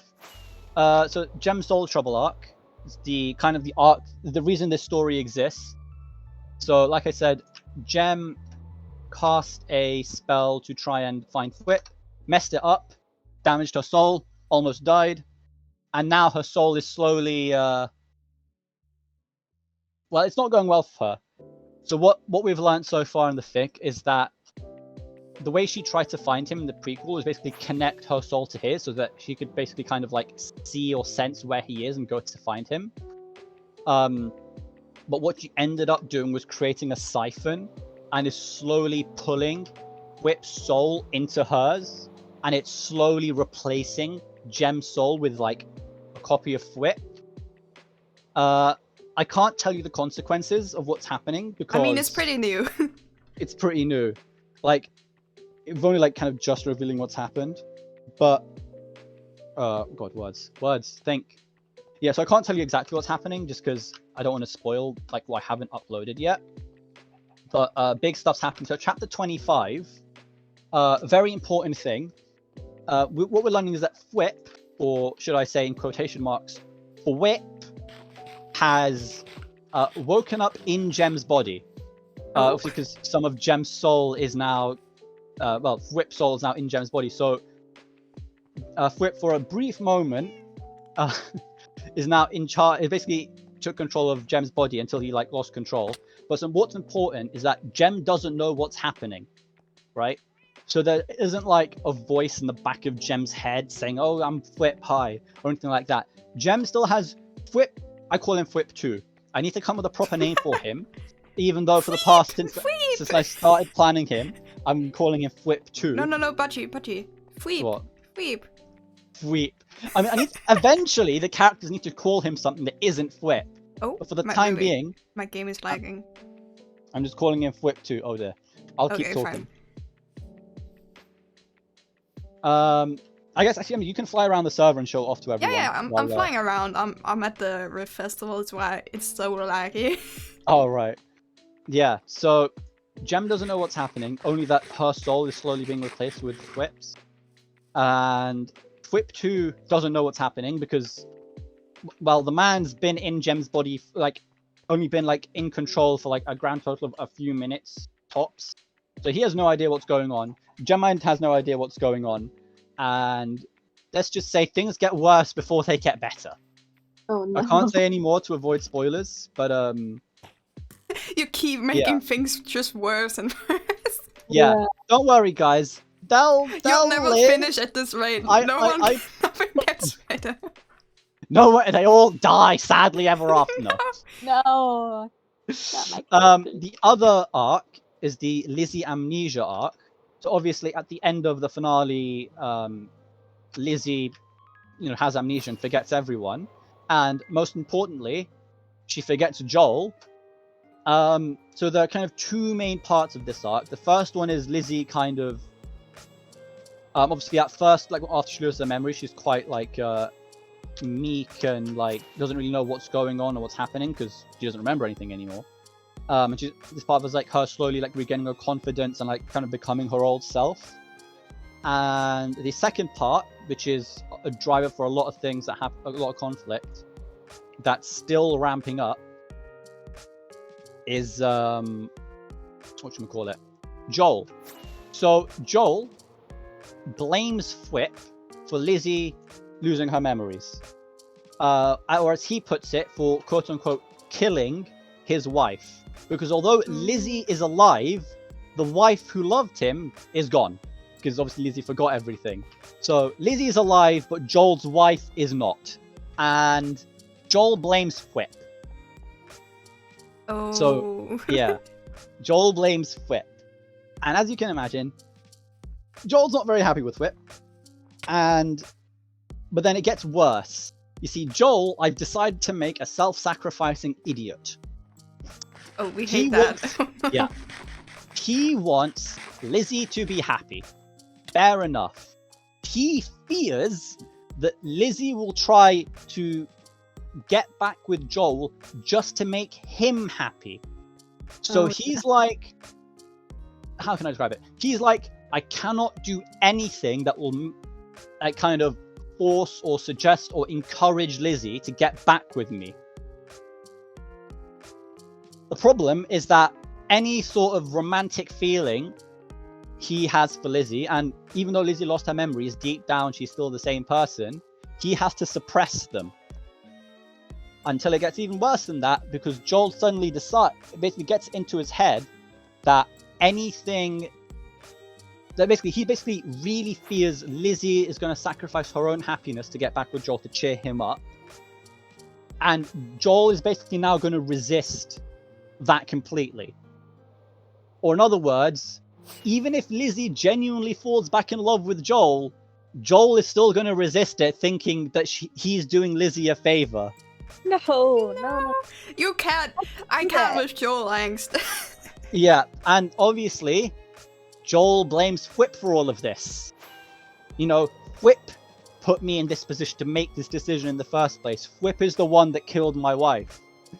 So, as the series develops, Joel's anger towards Whip only grows and grows and grows and grows. Now you can imagine, haven't reached this point in the story yet, but later in the story, Lizzie is gonna fall back in love with Joel. Spoilers, I guess, although most people probably guess this would happen. Lizzie is gonna fall back in love with Joel, and well, I already told you how Joel's gonna act, haven't I? So that's gonna cause a bit of conflict for everyone. Why can no one be happy but you? Where is the happiness? There'll be a happy ever after at the end, maybe. When, Budgie? When? I'll tell you. We'll get there. I'll tell you when, roughly, maybe. We have there's some like kind of mini arcs. The kind of main mini arcs are most like I think the best mini arc. Well, there's two mini arcs I'm most excited for. One is happening right at the end of the fic. That's, like I said, the reason this fic exists in the first place. Like without this idea, this fic wouldn't exist. So that's one mini arc I'm really looking forward to. The other one is currently ongoing. I call it the Finding Shrub arc. So obviously, as you know, in the finale, Shrub went to, well, she basically escaped through the Nether to find her people. Effectively, well, I say effectively. That's exactly what she did, to find her people. And obviously, but nobody else knows what she did, right? All they know is the rapture happens and Shrub's now gone, but importantly, Shrub never got a candle at the vigil, right? So Scott, Pearl, and Joey, canonically, they're dead. They died in the rapture. So they all got candles at the vigil, but Shrub didn't die. She never got a candle at the vigil, which means everyone knows that Shrub's still alive. They just don't know where she is. So what's happening is, and obviously at first, like Shrub's closest friends are Whip and Catherine, because it was like in canon they're like the ones that she was like kind of spent the most time with, that was closest to, because Whip was neighbor and Catherine's nature wives. Don't think I have to add anything onto that. And the problem is they couldn't go look for her right away, even if they wanted to, because they're trying to make it a bit more realistic. It's like the damage from the rapture, they had to stay behind and try organize things so things don't just fall apart and collapse, like whatever, like the empires that survived and stuff, like the Crystal Cliffs and everything. So obviously in this they never ran out. In this they never, like Flip and Gem never like flew off. They're still in Crystal Cliffs. So for 2 months basically, Catherine and Whip, as much as they wanted to try and find Shrub, they didn't have time. They couldn't, until I decided about 2 months was enough time that things stabilized, that they were like could go. And whatchamacallit, yeah, so they're now looking for her in the Nether. They kind of like found a trail basically and like kind of following her. And the way this arc is kind of working is Shrub is effectively, she's like making like camps and stuff as she travels through the Nether, but at some of these camps she's leaving notes behind, and it's kind of like a diary basically, but instead of taking the diary with her, she leaves it behind. Her logic is that the idea that just in theory it's possible for someone else, like could read her story or read what she's talking about and going through is like it's kind of motivating her to write. So in this arc, basically, Catherine and Flip are kind of following her trail, and they find these notes, and then they read like all the things Shrub has written. And obviously, because these are like notes that she kind of never expected anyone to read, and obviously, even if someone does read them, she never expects them to find her. She's basically she can say things she'd never say to them in person. So obviously, like a lot of her like doubts and insecurities and how she's feeling and her past and stuff, that she's talking about that. And obviously Flip and Catherine are currently following her. The arc is still ongoing. We'll see whether we'll see whether or not they'll find Shrub. They're gonna find Shrub. They're gonna find Shrub. What happens when they find her? How are they going to find Strap dead or alive, Budgie? That's for me to know and for you to find out. She'll live, maybe. Budgie, you can't just say that. No. She'll be fine. Probably. Yeah, No. and I guess only other funny thing to say is, to add on to this arc, obviously before the Rapture, Shrub went out, with her wolves and lived in the forest, which meant that even before the Rapture, Shrub went missing. It's something most people might not recognize. So canonically, Flip and Catherine were looking for Shrub before the Rapture happened, right? So Shrub has the crown, gives it to Catherine, and then vanishes off the face of the earth to everyone else. So they don't. So Shrub has been missing for a long, long time to Catherine and Flip, and just the Rapture. Suddenly they opened up, because she came back, it opened up new clues, and now they finally have a trail to find her, basically. Yes. Yeah. So currently, like I said, I'm predicting the ending that arc talk. So like I said, I was predicting the story will end up 250k to like 200k words, maybe. And I'm kind of like guesstimating maybe 60 odd chapters. I haven't planned that far. I think I've planned up to chapter 44, I think, at this point. I'm kind of guesstimating maybe 60 chapters total. I'm not sure. At the rate I'm going, which is one chapter every 2 weeks, I'll be finished about mid-2024. Oh my god. Oh my, wait, what? Yeah, and bear in mind, I started planning this out 11 months ago. So I started this mid-2023. Oh, sorry, 2022. It's approaching mid-2023. Like I said, I'm not even halfway yet. At the rate things are going, it'll be done sometime mid-2024. But it gets a bit worse than that, because most of the people in Twitch chat don't know this, but some of you who know me do. I'm planning on joining the Air Force as a mechanic, and obviously, once I join the Air Force, I'm not going to have as much time to write. So that's going to put a big slowdown on my writing. So even if I'm kind of hoping I still have the motivation to finish writing this, but even if I do, it might be done more like 2025. Budgie, can't you just say, and they lived happily ever after? And they lived happily ever after, and nobody died, and nobody was sad, and nothing went wrong for anyone ever again. Just post a random chapter when you give up, and they lived happily ever after. And they lived happily ever after. I'm going to be one of those AO3 authors that's been like, okay guys, I'm back from the war. And then actually be back from the war. I joked in, was it Juice Cult? I think it was in Juice. Oh yeah, I'm in Juice Cult, by the way, for some reason. Don't ask me why. Yes, I guess because like Daya and Maggie and some other people really like me because I'm like nice. I still don't believe I'm there, but I am. Anyway, I think I was joking with Enkai earlier. It'll be like, oh yes, guys, I'll be like one of the authors and be like, I have good news, guys. I'm back and I can have way more time to write now. Hopefully we can get this fic out way more quickly than I have in the past. And it's just like in brackets. When World War III started, I got my leg blown off by a missile strike and I've been medically discharged. So I've got way more time now to write. Anyway. I just got like 10 days of free time. Anyway, so that's that for that series. I'll talk about some of my other fics as well. I've just we hit the 34-minute mark. Okay, I'll give myself... No, but you can go on, like... Yeah. 10 more minutes, let's say. 10 more minutes. Okay, I give myself until 45-minute mark. Right. So, next fic, unwanted upgrades. So this is part of the series. This is now all entirely separate, all separate stuff. So Unwanted Upgrade is the one shot I did back in, when did I post it? AO3. Oh, hang on, the wrong thing. Sorry, I I'll be think I right back. posted it. No worries. But back in April, 3rd of April. So this is an Afterlife fic. So I was actually on Twitter. Some of you might know Koala Bear. They're an artist, and they've had a headcanon that they put on Twitter that. So as you know, some of you know, Gem's first origin in Afterlife was Villager, and a second origin was Cyborg. So she basically headcanon. Oh, I'm not sure if this called as a she. They basically headcanoned that that it was Doc, the Doc M77 from Hermitcraft, is the one that fixed her up and turned her into a cyborg. So I loved that idea so much that I decided to write a fic about it. Initially, I wasn't going to because I didn't watch Doc that much, so I was kind of worried about mischaracterizing him. But the idea was just so strong in my mind that I had to write it, and it's like a kind of body horror. Because the idea is like Gem doesn't know what, so she just kind of wakes up in Doc's lab, and she's like half cyborg now. She's like half machine, and she freaks out a bit. It has a happy ending,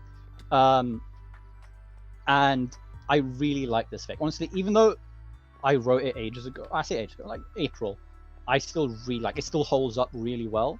And I think the most interesting thing about it is I wrote the entire thing, right? All 7,000 words of it in a day and a half.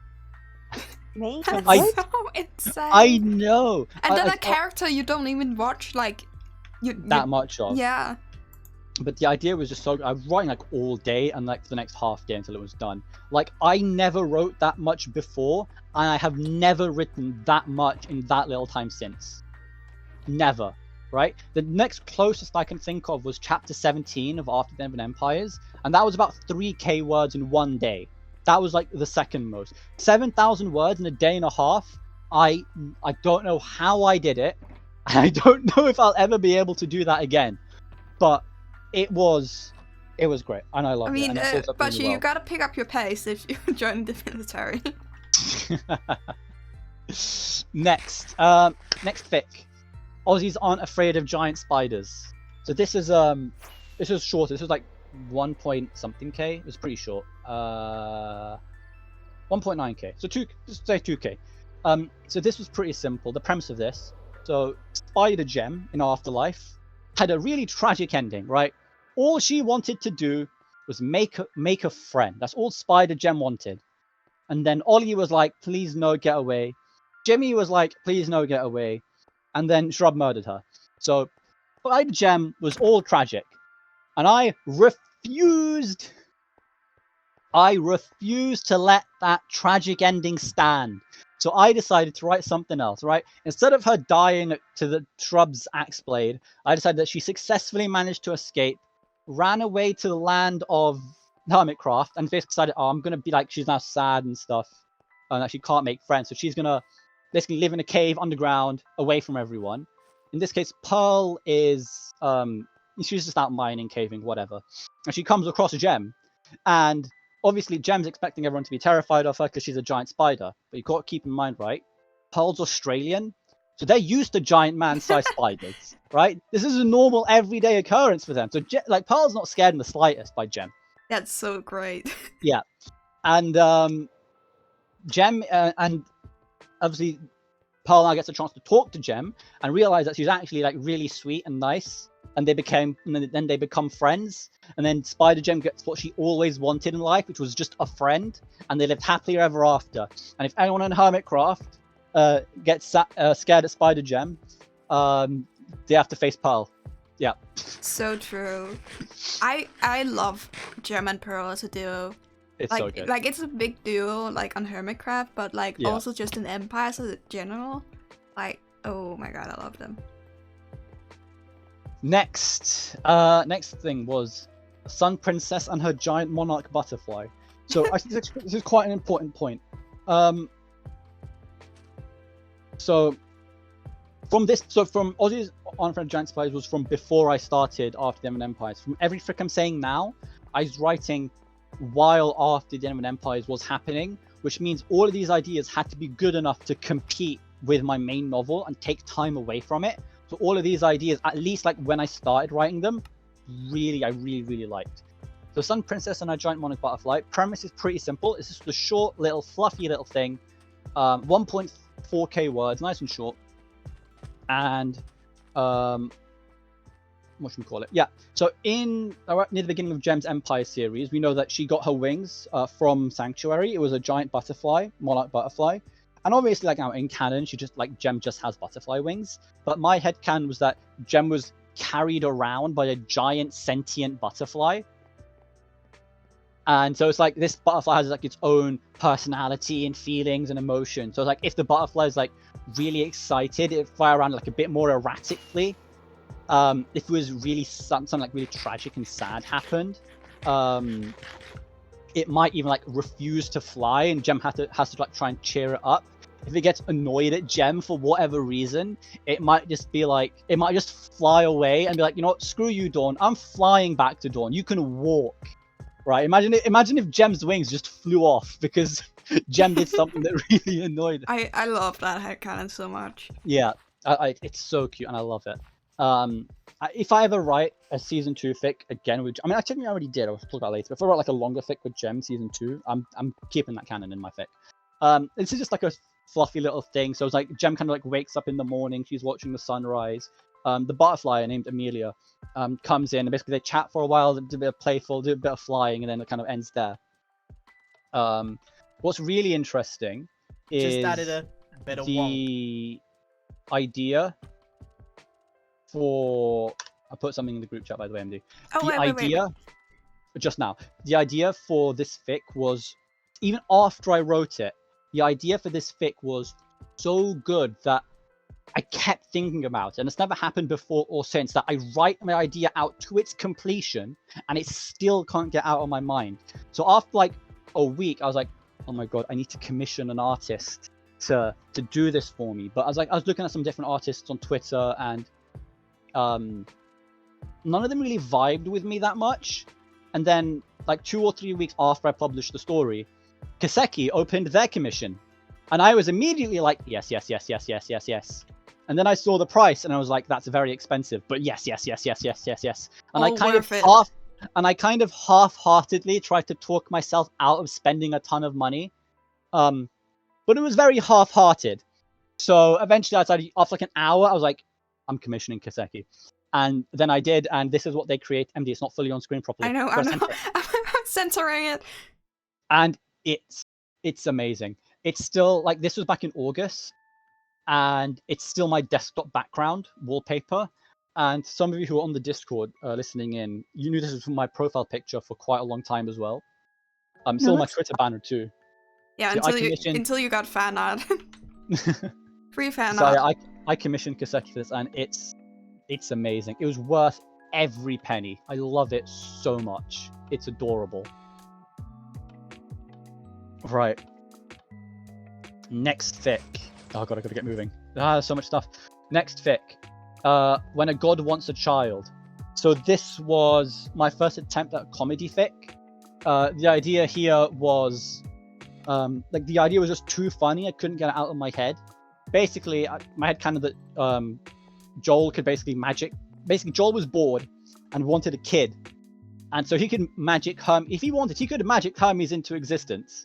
But I decided that Joel was a bit of an idiot, and he says like, basically asks the Ocean Queen Lizzie, "Can you do it for me?" So then she's like, so Joel I was like mobile phone as well. Like, oh, hey Lizzie, can you make a child for me? And Lizzie's like, what the hell are you talking about? Excuse me. And then Joel was like, just use your magic to make a child. And it was so cute. I was like, oh, it's okay if it's like a kind of fish person. Stratos has like big ponds and like fountains and stuff they can swim and in. flying fish exist, right? And Lizzie was just like, why didn't you make it yourself? And Joel was like, oh yeah, I can make it myself. So then he snaps his fingers and magics Hermes into existence. Hermes is a bit of a menace. And basically, something else is like, basically Hermes is a bit of a menace. He's great. And then after like an hour or something of Joel playing with Hermes, Joel realizes that even literal god tier endurance is not good enough to keep up with a 5-year-old child. No. Yeah, so he decides, right, I need a second parent to my child. So he uses his magic to summon a second parent, and that second parent is Sausage. And he's just like, congratulations, mortal, you are now my son's second parent, second dad. And Sausage just kind of rolled with it. He's like, yeah, sure. He Like, loves originally- children. So Originally, when I was writing, I was having Sausage be like really confused and unsure about what's going on, because I generally keep my writing really grounded and realistic. I then realized this is a stupid comedy fic. I can just have Sausage roll with it. So then I have Sausage roll with it. Why not? I will say, although the idea was really funny, the execution I'm not super happy with. I think it is well written. Like the reception for like the kind of amount of kudos, like the kudos to like ratio is pretty good. And the reception has been pretty positive. I've only got 3 comments, but like the kudos like ratio is pretty good. But, no, I feel like you nail comedy fix. Yeah, I think objectively it's pretty good, but I just don't like it that much. I don't think it's bad, but I don't like it that much. And I just think kind of it's not really my style, I feel. Like I keep my writings generally more grounded and not so nonsensical. Anyway, so the next fic I wrote was a crack fic. Is it a sausage? Yes, it is that one. So it's a crack fic. The idea came, I think it was after the episode Sausage built St. Paul's Church. We were talking about it in the Discord, and I'm not sure, like somehow we got like Sausage was going to go through all his different afterlife origins. Then we remembered Sausage had his Among Us origin. It's the Ghoulian origin, but he did an Among Us imposter. And then I was like, what if Sausage has a flashback to his Among Us origin? And I decided, what if Hermes is there and can use his god magic to play into it a little? And yeah, so he does, and they basically go and mess with Gem for a little bit. It's like 1,000 words or 1 point something words. 1,420 words, 1.4k. Actually, wait. Oh, it's actually the exact same word count as my first fic as well. I just remembered. My god. Yeah. Yeah, it's. Oh, also, I called him, but basically, Among Us Sausage, right? Is sus sausage. Sausage. I call him Sausage. The whole fic. He's Sausage, not Sausage. And so yeah, good. yeah, basically.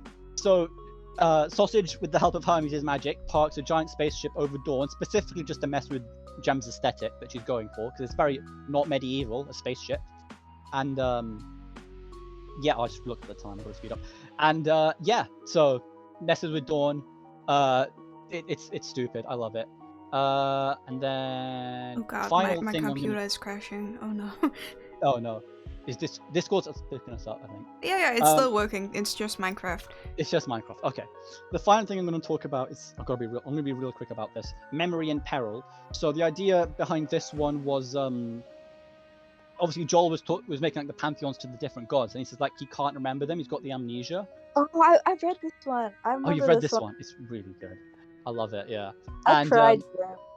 And so it's like this gave me like an idea, but there's no like big enough spark to get me to write it until the next episode came out, and he named the goddess, the farming goddess, Peril rather than Pearl, and that was like the click I needed to like get the inspiration to start writing it. So in this, obviously, Joel is like kind of really upset that he's like forgetting his past friends that have now died, because he's like the last. I can't remember if he said he was like the last god or like he's lost contact with all the other gods. I can't remember exactly, but so he's like really upset, and he's like making pantheons to the gods to try and remember them by. But the problem is that he started making these pantheons too late. He's already forgotten most of the things about them, like even Pearl's name. So Joel's really upset about that and ends up flying off, and then he ends up at the ancient city where he meets Pixel. I'm skipping over a bunch. It's like 6. I mean, you have taken a bunch of time to talk about it, but yeah, I realize that. And basically, he meets up Pixel, and eventually we also learn that Pixel is actually season 1 Pixel. Like he's like 1,000-year old, and he's just kind of learning about the past. You know, he's like kind of alive at the time. Yeah, eventually- I also have that theory. At least Yeah, and it was like an early failure. Yeah, so obviously he knew, and so here's the important thing. So firstly, if you go back to the episode, Sausage's episode, when he finds the Pearl mural underneath in the catacombs, right? There's a grave there marked Sausage. So I headcanon that the ancient capital was made, but obviously it's not canon anymore because Sausage revealed what actually happened to his character. But at the time, so Sausage like went and made the ancient capital, and that's why it's got like the references to Pearl, and why it's also got references to the Wither Rose Alliance. Pixel didn't know why, but it's also what interested him so much about the city. But then he learns that this was Sausage the whole time. Obviously, he knew Sausage. He didn't know what happened to him, but he knew Sausage. And obviously, Pixel also, so this is like quite emotional for Pixel. And obviously, at the same time, Pixel knew both Pearl and the Ocean Queen, both people that Joel knew existed, but mostly forgot. So they basically Just added kind a of bond bit over of that wonk. and kind of share. And it's angsty as well. Angsty, obviously. I love my angst. But yeah, they kind of like kind of bittersweet. They talk about it, kind of bond a bit. And yeah, and it's, I think in terms of my hits to kudos ratio, it might actually be my best fit. Pretty sure. It's got like 64 kudos and 286 hits. That's like, Yeah, the people love Joel Angst. yeah. Anyway, I've been drawing for 50 minutes, including the time that the raid happened. Sorry Yeah, about that. you gotta give some time to secondary guest or first guest. Secondary get. Emily, we're equals here. Oh I've wait, been wait, fully No, no, no, demoted. no. We're the same No, rank. no, this is the language barrier. This is the language barrier. Okay. I'm not English. Please spare me.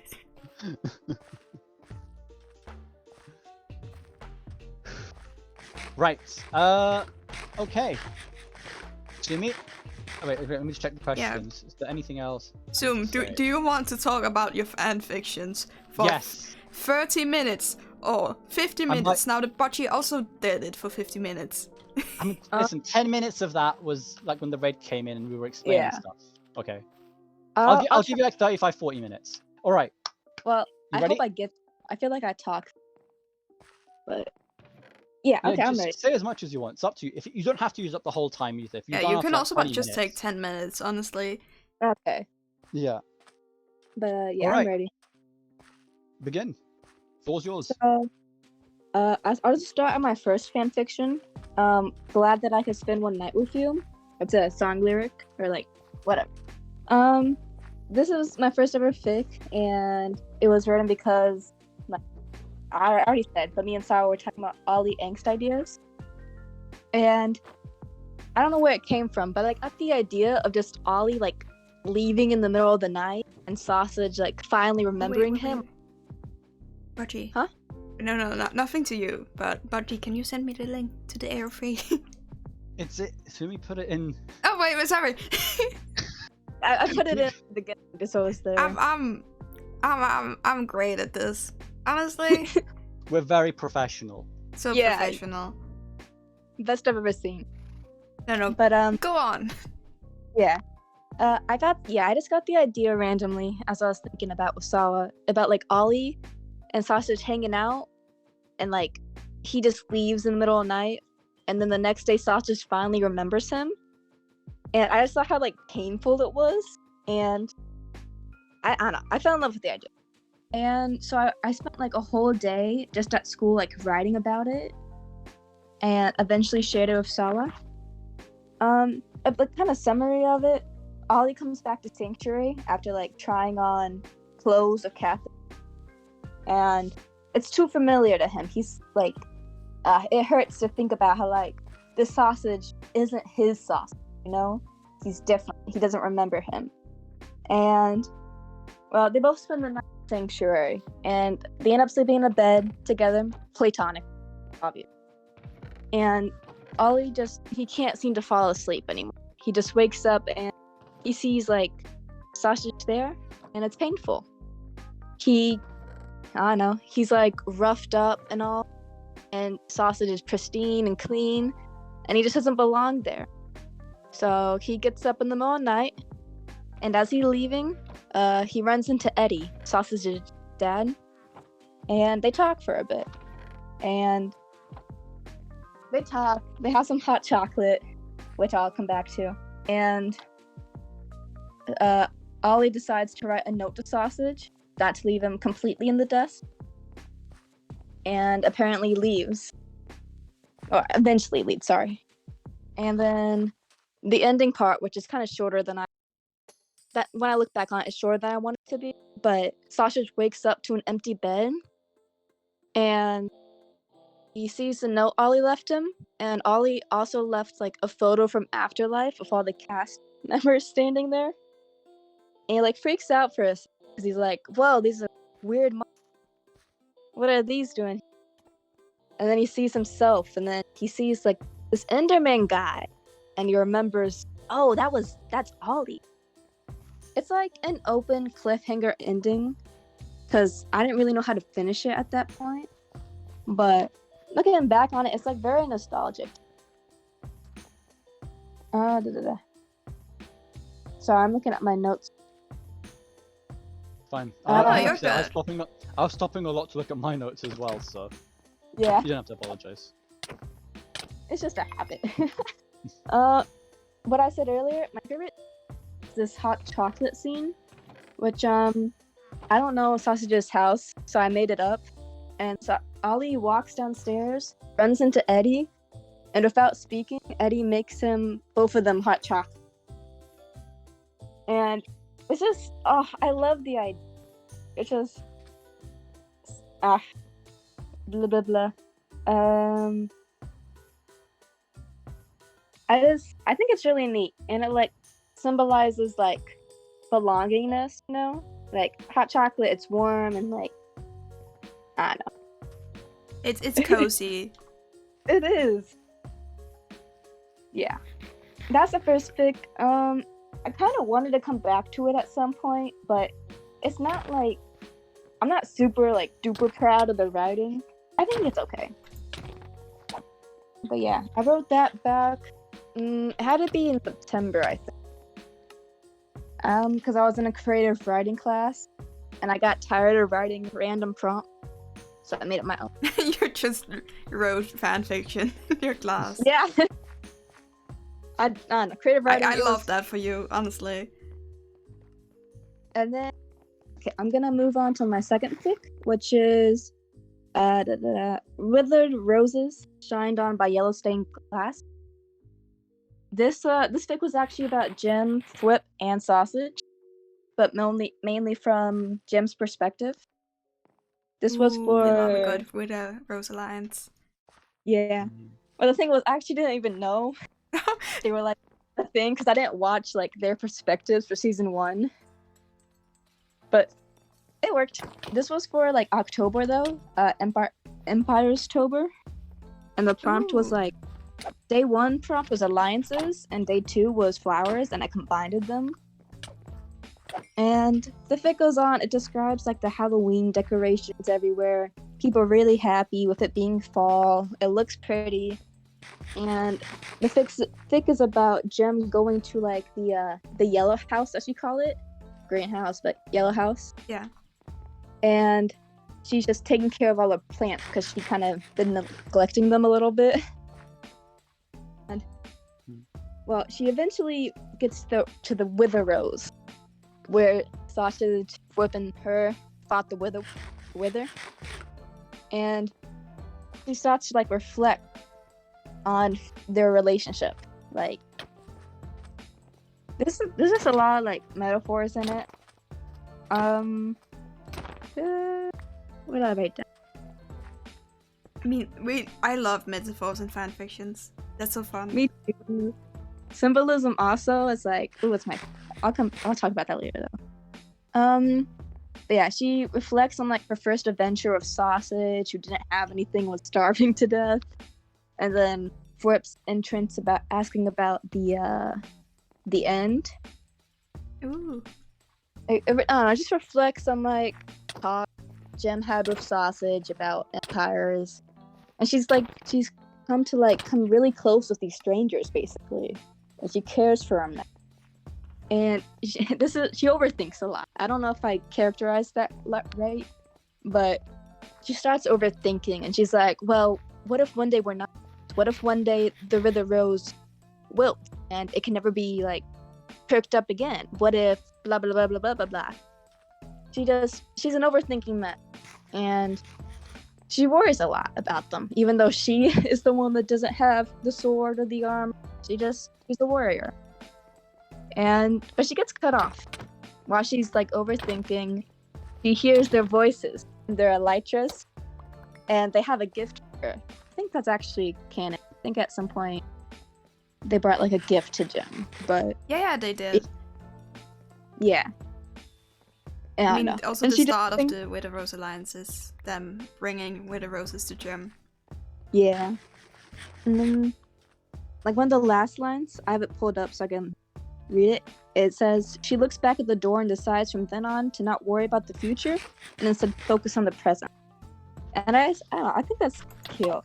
I think the relationship got me. But yeah. So that was my second fic. I made that in October, and I was supposed to continue on with the Empire's Tober thing, but yeah. October yeah. like month things is so hard to keep up. I think I have during finished like a singular time. Like doing a thing a different thing every single day for a month. Yeah, I couldn't do that. My smart idea was to combine the prompts so I could just do like 15 fics, but then I was like, I don't really have concrete ideas for all of this. And it just, I should have took more planning time. I started like planning like maybe 2 days before October. Wasn't that good. But that was, now on to my third. This one kind of have like conflicted emotions about. This is my third fic is In the Past When the Sea Caught on Fire, and it's a Joey-centric fic. And like, I don't know, I don't really know how to feel about it because I kind of went off the rails a little bit. It's another reflective fic because I don't know, that's what I seem to be writing. And you remember the obviously the cross. Like Joey, Exuma, and Jorwin, like the Pirate Alliance. Yeah. I really got attached to them for a reason. And this is where that fic came from. And I started thinking of like, oh, what if Joey made them do trials to become a pirate? So what if like in his childhood he also had to do trials to become a pirate? And that's where it came from. But I made it like super angry. And that's where I get conflicted about it. But like your fan fictions are so varied. So what? Sorry. So varied. Like you just like your art. You say you like a lot of alien sausage, but like in your fan fictions, you just like explore everyone's character almost. Well, it's because back then I was like actually watching everyone on time and like caught up on everyone, and it's just. It was nice, and I could like. I think a lot about story ideas. So it's just. Yeah, when the season started, I was watching everyone as well. I kind of fell off on that because I just could not keep up. I still watch like kind of half of all the people. So. Like I watch everyone, but I like combine them like a day. I watch every single episode. So. Yeah, I tried keeping up, but it's just it got a little too much.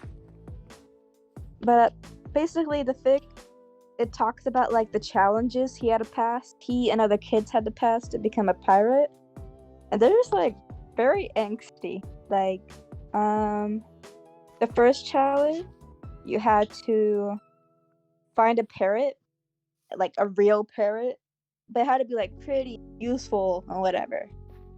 Second challenge was you had to let go of that pirate, or like just let it go, be free, or like other doctor one.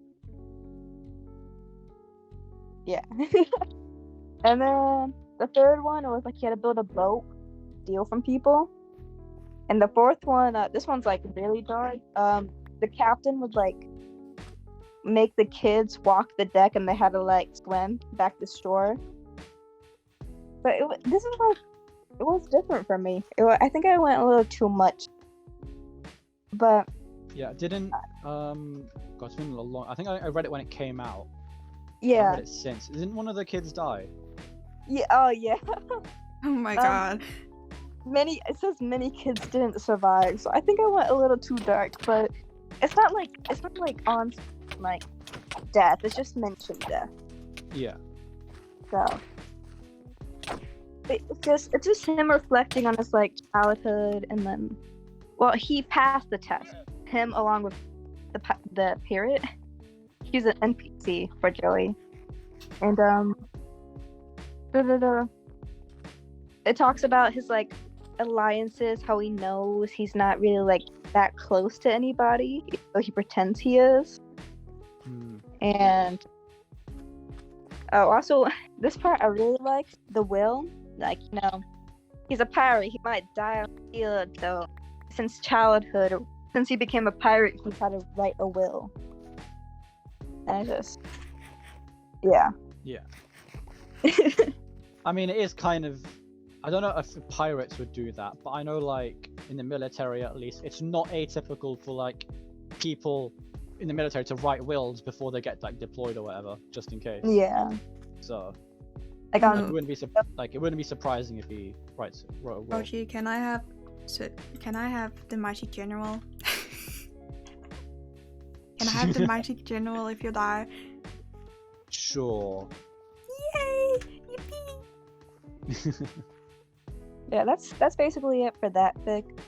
At the end, he meets up with Pirate Pete, and he's like, "Hey man, we survived that, like we're still here." It's kind of like, I don't know. I'm just gonna end up there. I don't know how much. Pirate Pete is a bit in the next episode. Huh? Oh wait, I should probably not spoil. Is that spoilers? Oh wait, no. Is that spoilers for Joey's finale? Yeah, Pirate Pete. I haven't seen it. Don't know stuff. Yeah, we haven't watched it yet, so I gotta watch it. Yeah. Probably. I don't know if I have time tonight. But I mean, maybe I tomorrow. haven't watched it either, but I got spoilers on Twitter. No.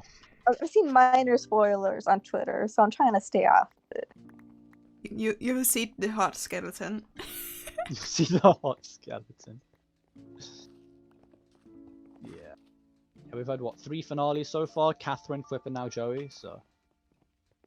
And then I think Sausage also said everyone else has 1 episode left. So everyone who uploads now it's their finale, I think. Oh my god, I can't.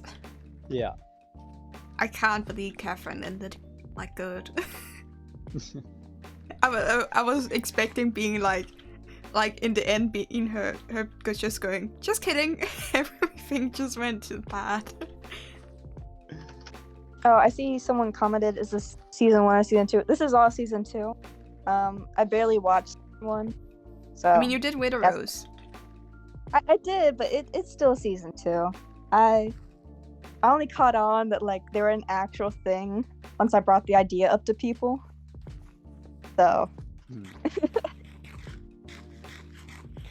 Okay, wait.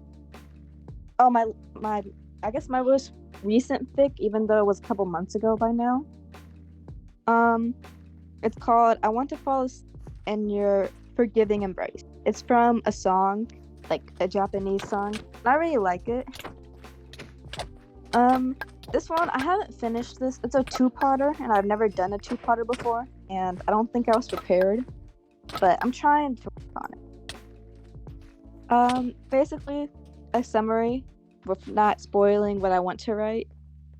Ollie has a dream in afterlife before he goes up to heaven to like talk to Pearl and meet Sausage.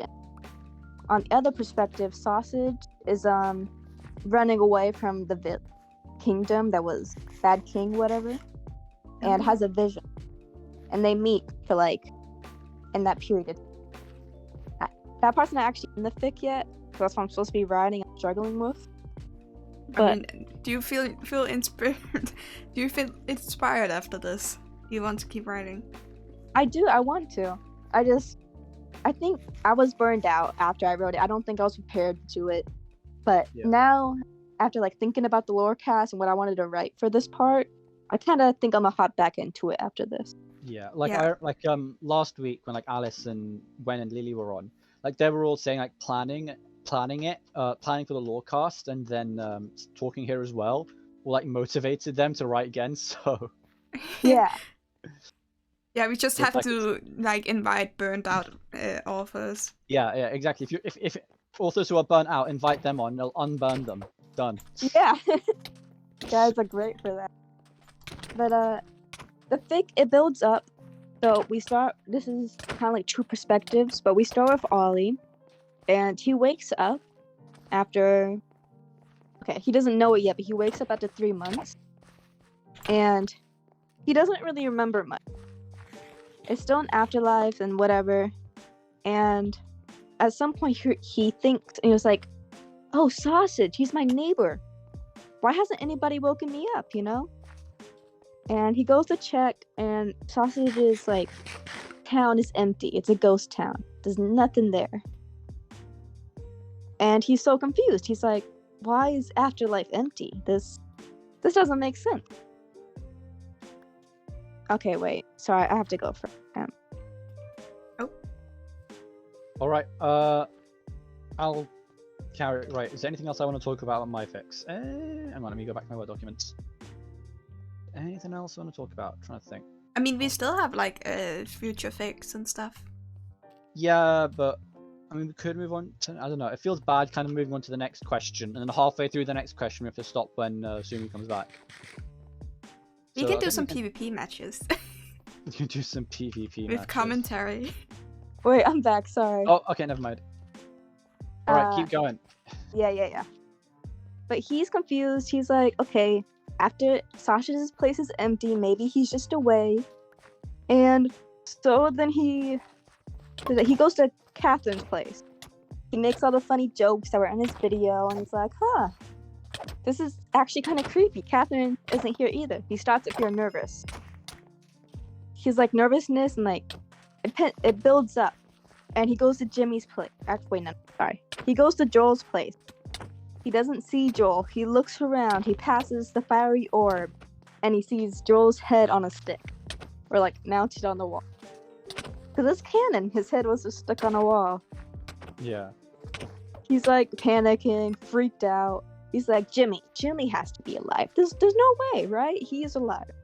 He's He's Death never the gazebo. first one. He's never the first one to die in like any certain series. Or no, anything. No. never. Not an Ollie's one. But yeah, he's like, no, Jimmy's death gazebo can't be done. It's not done. He still has like three or 4 or 5 lives left. He's fine. He finds out it's completed. His head is there, all of them, and he really panics. He's like, how could I miss this? How could this happen? And he's running away. He's like wildly running, and he falls in lava, like in the video. Oh. So so he dies, and then he realizes, hey, I died in my axolotl life. I'm basically this part of the fic. It's been like hinting at that something's weird, but he doesn't realize he's like the wood boy, quote unquote, until he's dying. So basically, he responds in bed later, and he's like really like, I don't know, sad and stuff.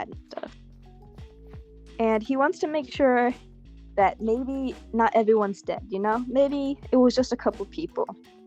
And the one way he thought he could do this, I kind of made this lore bit up, is that, like, to, like, pull out the command bar to see, like, the deaths of people. Ooh. Well, it comes up, and he realized, okay, that must mean Scott's dead. And he's right, he's died. He checks it. basically he checks everyone's death, he jokes about like 1 or 2 deaths, and then as he sees like everyone's dead, he stops joking. He gets to like the 4 members who like didn't finish their season, and it starts glitching out on him. The command bar is starting to like say, hey, wait a minute, this isn't right. And at this point, he hadn't looked at Sausage's one yet because he wanted to believe Sausage was still alive. He's a survivor.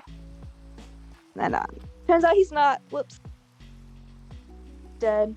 Ollie after this, he's sad for like a bit, and then he's like, wait a minute. I won Afterlife. That was the whole point. Oh. And he goes on like a maniac spree. He like loses a couple of his lives, has some fun, whatever. At one point, he's attacking the video, like in the video, he's attacking a village, and he's like a drowned or like a zombie. And the sun starts rising. He's like, oh, I'm gonna die here again. And he just kind of accepts it. But the sun rises, he hears all the other zombies die, and he's not dead yet. So he looks up, it's a tree. And like this tree was like shadowing him from the sun. And that's actually symbolism. But we'll come back to that. Ooh. He ends up falling asleep. And like the tree roots, whatever, on top of them. And he wakes up in like this white space. And he just knows Sausage is there. So once he turns around, he's like, hey, Sausage, we gotta catch up, don't we? Boom! We switch perspective. Ooh. We s- I like your sound effect. We switch perspective. Sorry. I feel like going too long. I feel like you know how when people like switch perspective, like in the middle of chapter, they put like a little line or some kind of Line break, yeah. yeah, do a line break and stuff. We can just add boom. No, just like a vine boom sound every time. Boom! I mean, AO3 just added the thing where you can have playlists, Spotify playlists to each fanfiction. Oh, Hmm. I actually didn't know that. Yeah, AO3 I mean- should update a bit more, but you can have Spotify playlists now. Yes? But yeah, boom! We switch perspectives. Now we're Sus. And it's him running throughout the woods. Like, running away from his empire base. Because, you know, everything's going to hell over there. And he's like, he's very, like, distraught about this. He's like, why didn't I stay? Why didn't I help Eddie and Bubbles fight? Why? Blah, blah, blah, blah, blah. He's, like, really upset about this. But he also, like, promised Eddie he wouldn't, like, come back. He would escape. He would run away, find somewhere safe. So, it's just, he fights for himself a lot. Well, he obviously doesn't remember Ollie. He's just thinking about his life, thinking about his goddess, Saint Coral, or whatever. He's running. He, at some point, hears, like, he's wanting to, like, stop and take a break, because he's been running for, like, hours. Which, man, that guy has strength. But anyways, but then he hears, like, a branch snap, and he, like, burst off its feet again, because he already had the guards once on his tail. He doesn't need them on again. Hmm. And yeah. But then, the next time we come back to his perspective, he mentions how he stopped, but only because he fell into a creek. And it's not that nice. So, like, sitting down against the overhang of rock, and he just sits and, like, rests there for a moment. But yeah, at this point, the sun is rising. He's looking at it, and it's very similar to the scene where Ollie looks at the sun in the beginning of the fic. I don't think I mentioned it, but it happened. And yeah. Sausage, he was starting to drift off, sitting down, something again. So no sleep for the guy. He hears something again. He's like startled. He stands up, ready to fight. Turns out it was just like, it was nothing. It was the wind, maybe a bunny or something. And I don't know, he's still feeling really guilty about leaving his kingdom behind. Yeah. Oh, there's a certain part where like he's crying about Eddie, how he should have stayed and stuff.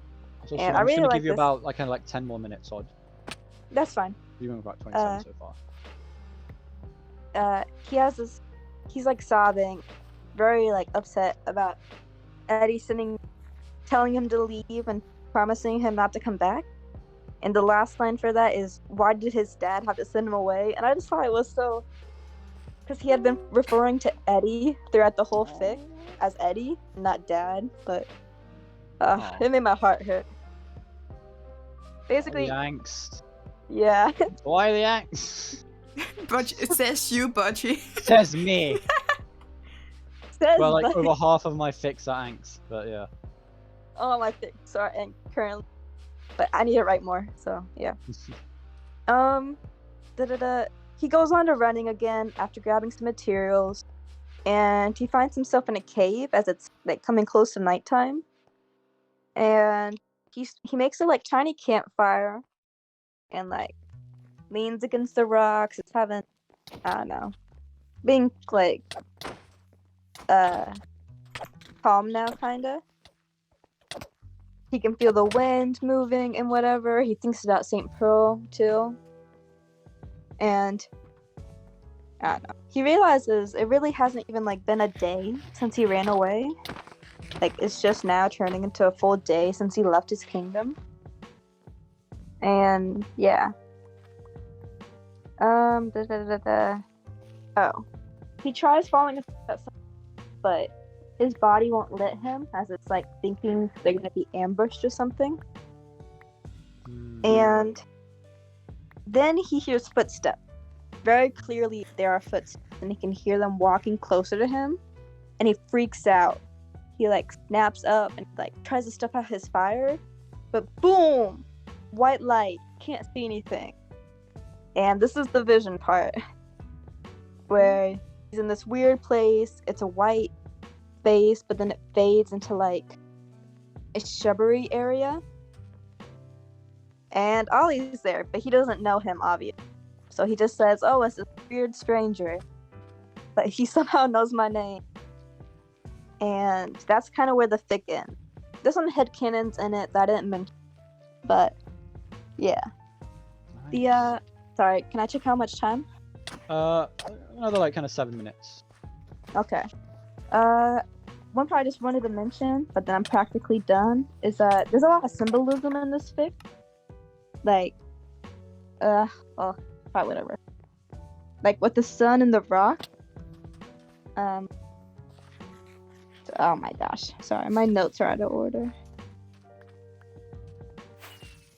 Oh yeah.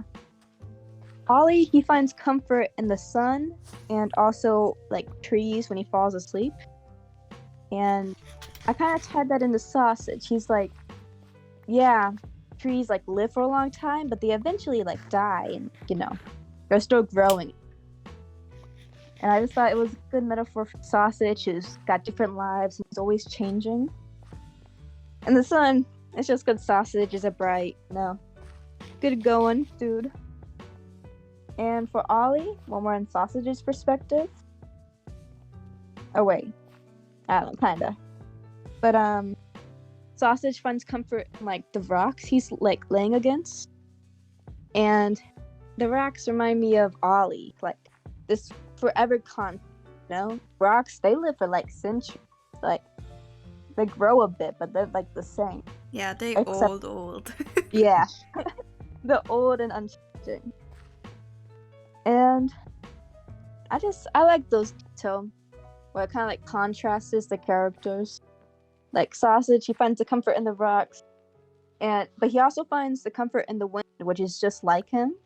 The wind's like always pushing ahead, going new places. And yeah. Do I have anything else? I think that's basically it. I think I'm done. Okay, cool. Ooh, awesome. Great. I like symbolism, and I like talking about my I swear. I mean, This fair one enough. I love This it. Too. this Lorecast might only just barely go past the 3-hour mark. Oh my god! I mean, we still have to talk about future projects. Yeah. As I said, barely part. It might. I think I got maybe like kind of 310, 320. They'll stop at. Not the 4 hours of last time. Then again, last time we didn't have a raid of 100 people, so. Yeah. That was a struggle. Hello to anyone who's still here. Congratulations. You made it. Okay. All right, Emily. Next question. Yeah. Okay. Budgie, it's your turn. Do you have any future plans for fanfiction or any I possible do, and I've got 10 projects minutes. or something? All right. Let me open up my thing. All right. So there are 3 kind of main things I'll talk about. So the first part is I don't know if I'd call it like a full story arc, but a character, like a big character element in After the End of Empires that I decided to scrap. Oh. So,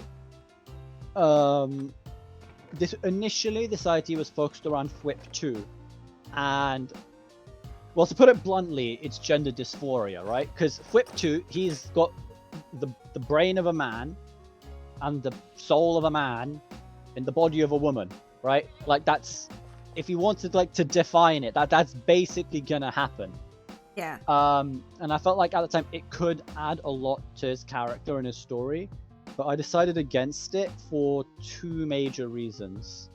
The first one was that I wasn't sure how I could resolve it in a way that I was happy with, because obviously the problem is that if you try and help FWIP 2's gender dysphoria, Gem is now going to get the gender dysphoria, because whatever you do to help FWIP 2 is going to make it worse for Gem. There were some ideas like I don't know if like, obviously, if like being somewhere in the middle, whatever that means, I felt like that would just make both of them feel bad. Yeah. So that didn't feel right. And then whatchamacallit? And then I felt like that I could like make some like hand wavy magic solution. So something like, oh yeah, whenever FWIP 2 is in charge, magic happens, so that Gem's body is now more like what FWIP wants, and then when Gem comes in charge, the body is more like what Gem wants. But that just felt kind of cheaty, not cheaty, but it felt kind of cheap. It didn't feel. Yeah, it felt there almost like wasn't a really a resolution. Yeah, there wasn't really any resolution I could be happy with. So yeah, I decided that wouldn't work. I did figure out a way to keep something similar in and solve this issue, however, and that was actually to do it with Lizzie instead of FWIP 2. Obviously, because Lizzie's true form is 10-foot tall, fish goddess. Yeah. But after the finale, she's not a 10-foot tall fish goddess. She's a human, right? So this wouldn't be gender dysphoria. This would be body dysphoria. Body dysphoria. So I thought I could do it like that, and it would solve a lot of the issues, because I just have to figure out a way for Gem to get back to her true form at the end of the story, and then that's a good way to solve it. And also it also adds in the ability to throw Joel into the mix, because obviously Joel knew Lizzie from before she was a 10-foot tall fish goddess, which means Joel would have know what Lizzie's going through. Well, not firsthand obviously, but he'd know what's happening basically. So the moment Lizzie brings it up, or kind of implies it, even if Lizzie doesn't immediately understand what's happening or why she feels that way, Joel instantly would. So that added a lot to it. But the second reason I decided not to do it, and this is the reason that I really didn't in the end, is I didn't trust myself to not fuck it up. As a cis person. I did not trust myself to not make a mistake. Obviously, like I said, like MD said, I'm cis. I have absolutely zero first-hand experience in this sort of thing. None at all.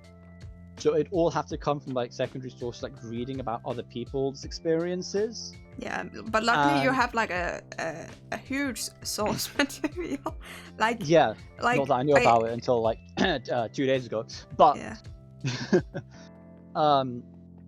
yeah, so I have you like secondary sources, and with a topic as like serious and as personal to some people as this is, I felt that it would be better to say nothing than to say the wrong thing.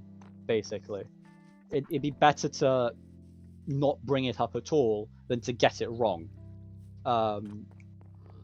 The story, so that's why, and the story didn't need something like this. Like the story already has plenty going on for all the characters. It didn't Yeah. need more going on for any of them. And even now, I feel like there's too much going on. So this would have been an additional workload I didn't need. I did actually start writing out this chapter. I'm gonna write it down. Chapter 8 was when this would have started with Lizzie. Basically, so this is like just after the rapture.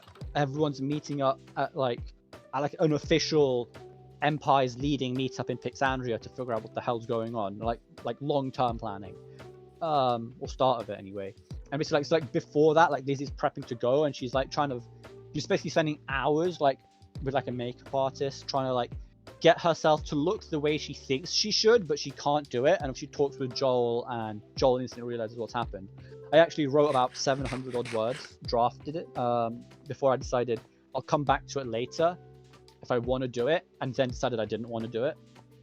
But that's still there. Obviously, it's not going to happen now. This was chapter 8, and I uploaded chapter 25. It's too late to add it in now. Yeah. But it was an idea that I had that I'm not going to do. That, you know, if I was someone different, maybe I would have, but I'm not, so I didn't. Next was an idea for a season 2 fic. I'm not talking about this one for too long because we're already at 6 minutes. This is going to be season 2 Pixel and season 1 Lizzie. The idea here is Pixel is just doing something on the beach. He's doing whatever, archaeology work, doesn't matter. But he comes across Lizzie, still in her human form, even after 1,000 years, time of Empire season 2. And eventually Pix realizes that, or figures out that she's the long lost Ocean Queen, and in this, Pix is still the like I said in Memory in Peril. Pix is still immortal. No, actually, no. This is different. No. So I think in this he's just an archaeologist. He knows a lot about history, but wasn't actually alive back then. That's just headcanon for this fic. Yeah. And eventually they kind of talk, and like they figure out and like become friends or something. This would be like a short one-shot thing. Like while the idea interested me quite a lot, I never got like the spark I needed to do it, because this would have to compete with After the End of Empires for my time, and it just never got there. Well, all the other fics that I wrote since I started After the End of Empires did. The last thing I want to talk about. So this is a fic that maybe someday I still might write. This was actually going to be the novel fic I was going to start writing before the spark for After the End of Empires came to me. It's a crossover it's a Hermitcraft crossover with this video game called RimWorld, which is kind of like a space western kind of colony builder game, but it's like you're raided by like pirates and stuff, and it's a really kind of versatile game to like make stories in, and it's really, really good. The idea here is be focusing mostly around Pearl, but then also Grian. The idea is that basically Grian and Pearl sneak into Doc M's experimental portal lab, and basically Grian does his thing, pushes buttons, things go. Pearl is too curious for her own good and doesn't try to stop Grian. Things go wrong, accidentally make portals, go to the RimWorld, and well, the RimWorld is a really dangerous place. It's kind of lawless and violent and really bad. The fic would act like After an Empire is rated for teen. This fic, whatever I'd call it, would be rated mature because it'd have like violence and drugs, and it's not a good place to be. Yeah. The idea here is obviously Green and Pearl goes through, and they kind of fall unconscious once they go through. And when they wake up, they've basically been captured by slavers. And like I said, it's pretty dark. And then Pearl gets sold to this colony, and so there's 3 people in the colony, and then Pearl gets sold to them. So these 4 are the people we primarily follow. These are like the kind of protagonists. And then kind of midway through the fic, we get reunited with Green, who's obviously he goes off, sent off with to do his separate thing, something else. So kind of midway through the fic, we get reunited with Green. I'm not entirely sure. I got like some like scenes sketched out in my head, so, like the kind of Pearl and Green like reuniting, and like some scenes with Pearl are like kind of in my head. But it's not like fully fleshed out or anything. This would be, I don't know how long it'd be, maybe like 100,000, 150,000 words, something like that. Yeah. I'm not entirely sure how it'd end either. Yeah, you just got like some singular moments that you just can't write up in as like a one shot or something. Yeah, and this would be like a whole continuous thing, but yeah, it'd be pretty dark and angsty, and it'd probably have a happy ending because I like all my stories to have happy endings, or at least hopeful endings. But yeah, so it'd probably be like the hermits, trying to like figure out a way to get Pearl and Green back. I'm not sure how I do it yet. Like I said, I never really planned it. But important thing is, Art in Empires is time sensitive because it takes place just after the season 1 finale. So the longer I wait to write it, well, yeah, waiting the less no. anymore in fashion. But this RimWorld fic, it doesn't. Like I said, it takes place on the RimWorld. The only relevance is that Green and Pearl, and to a lesser degree Doc, just because the MacGuffin to get them there, need to be in Hermitcraft.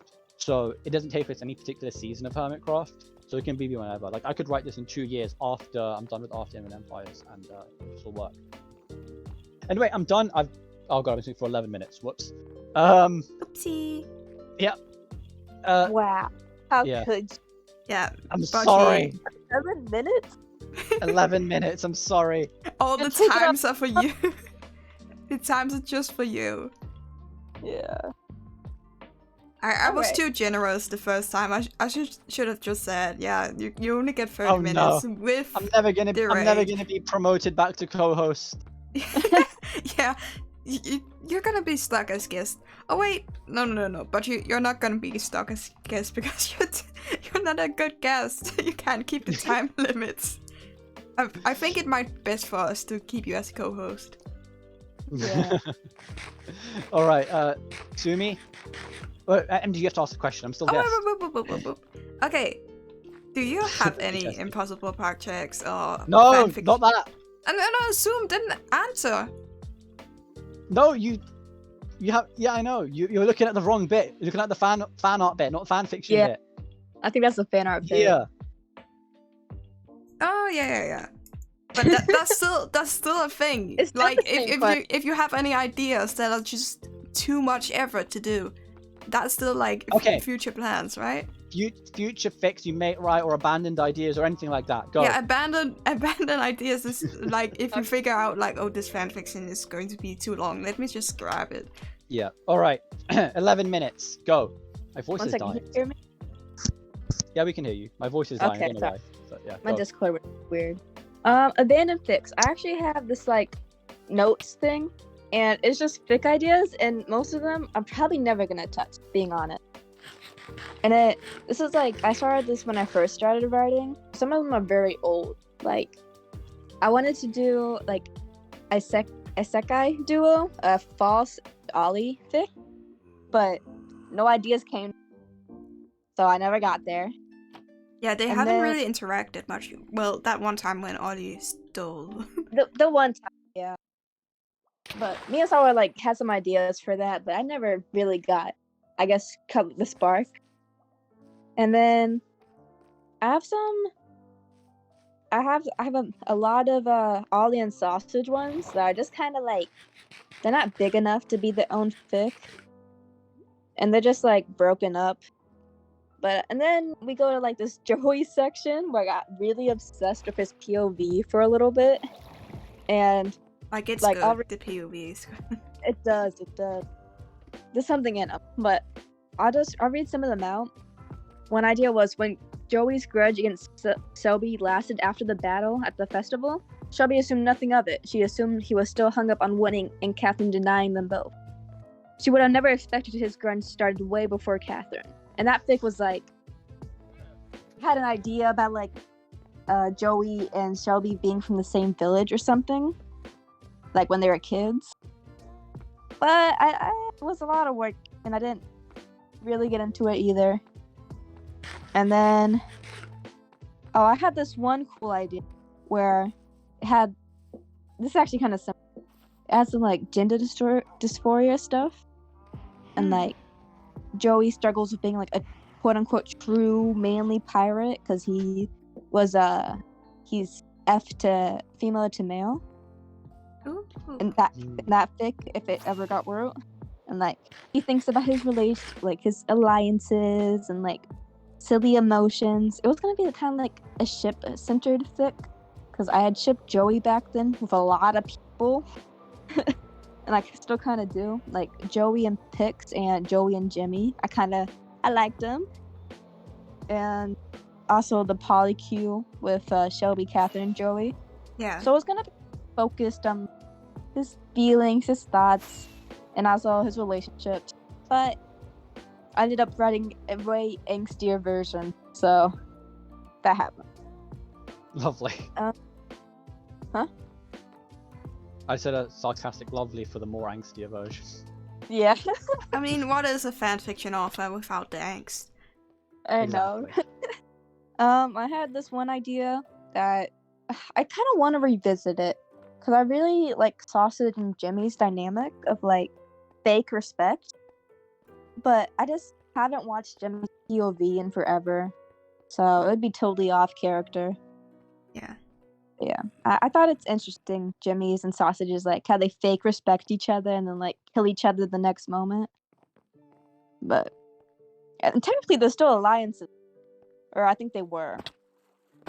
Yeah, kind of. They were on the alliance board in like the early day of Empires. Yeah. Yeah, those are kind of like abandoned fics.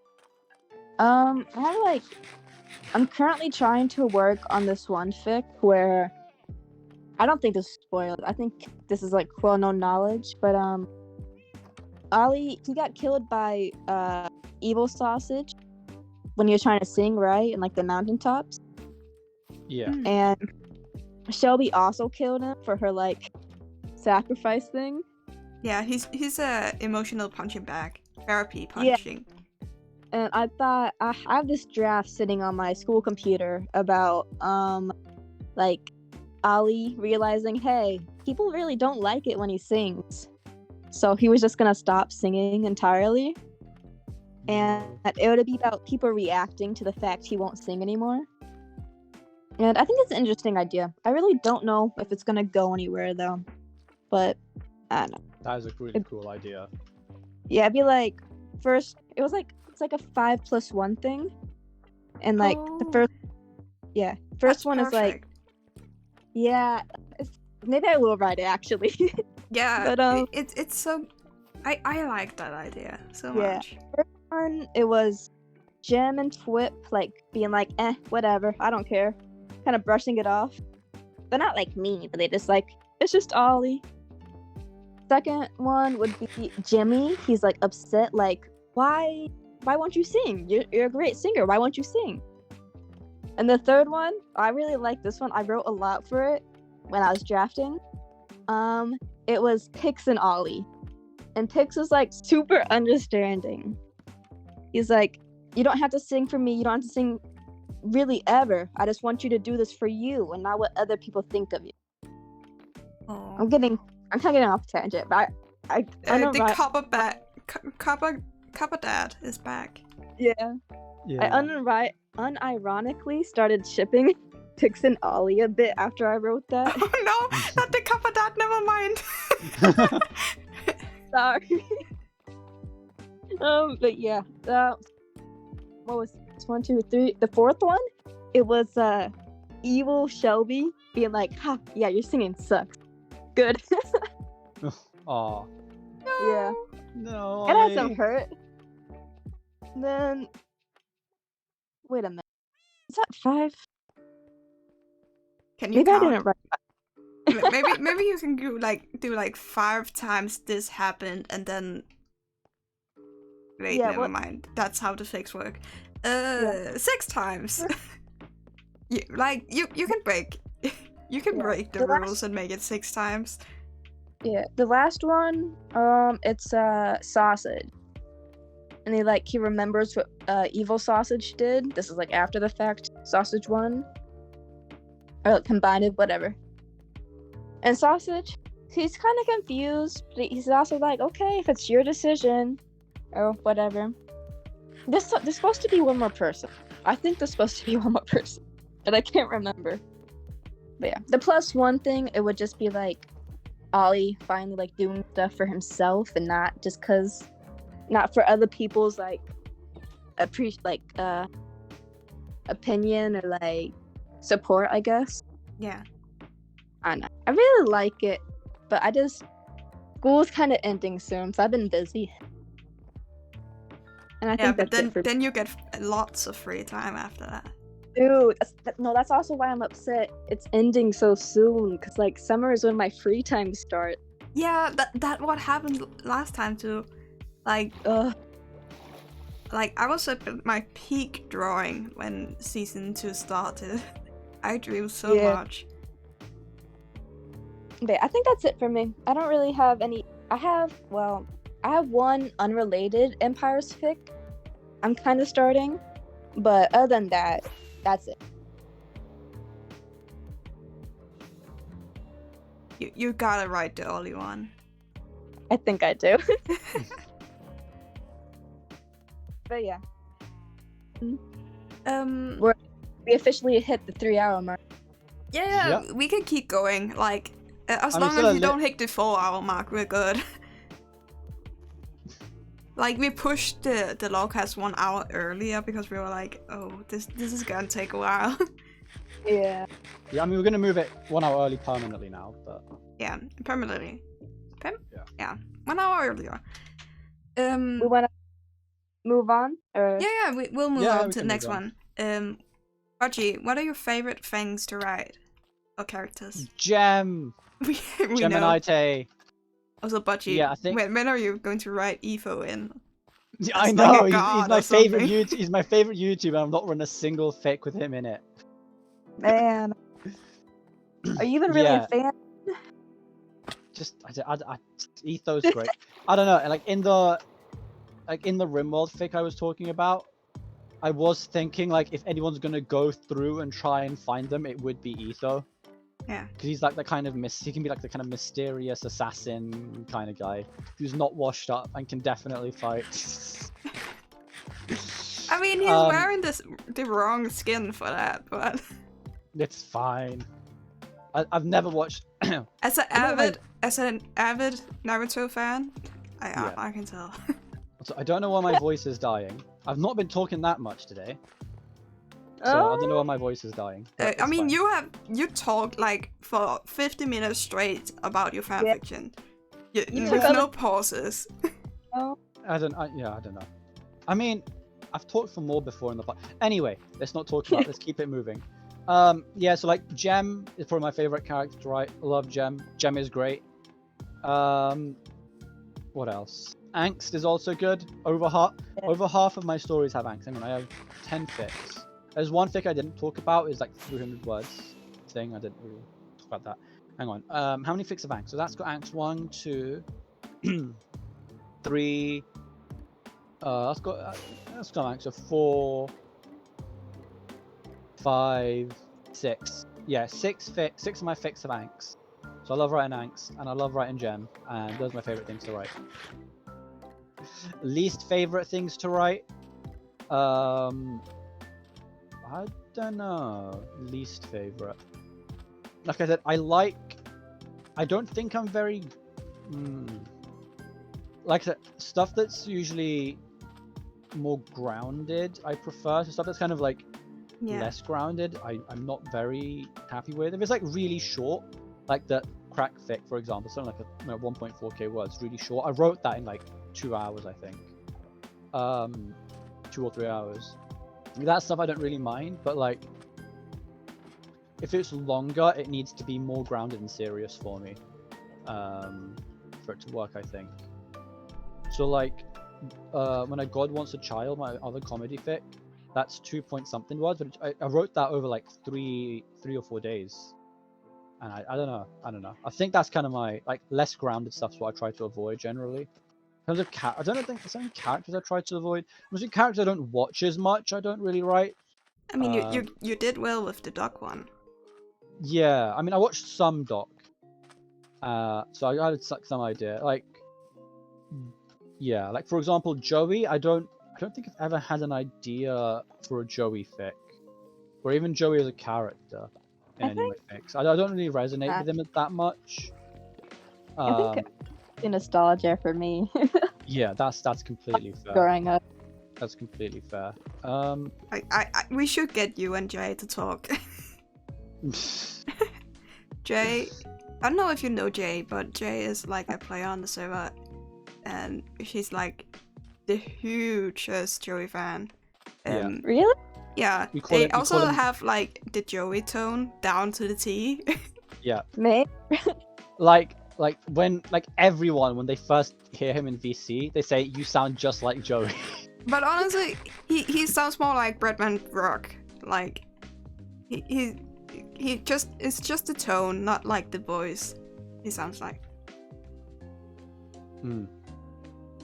Like the way he says sentences and stuff. Yeah.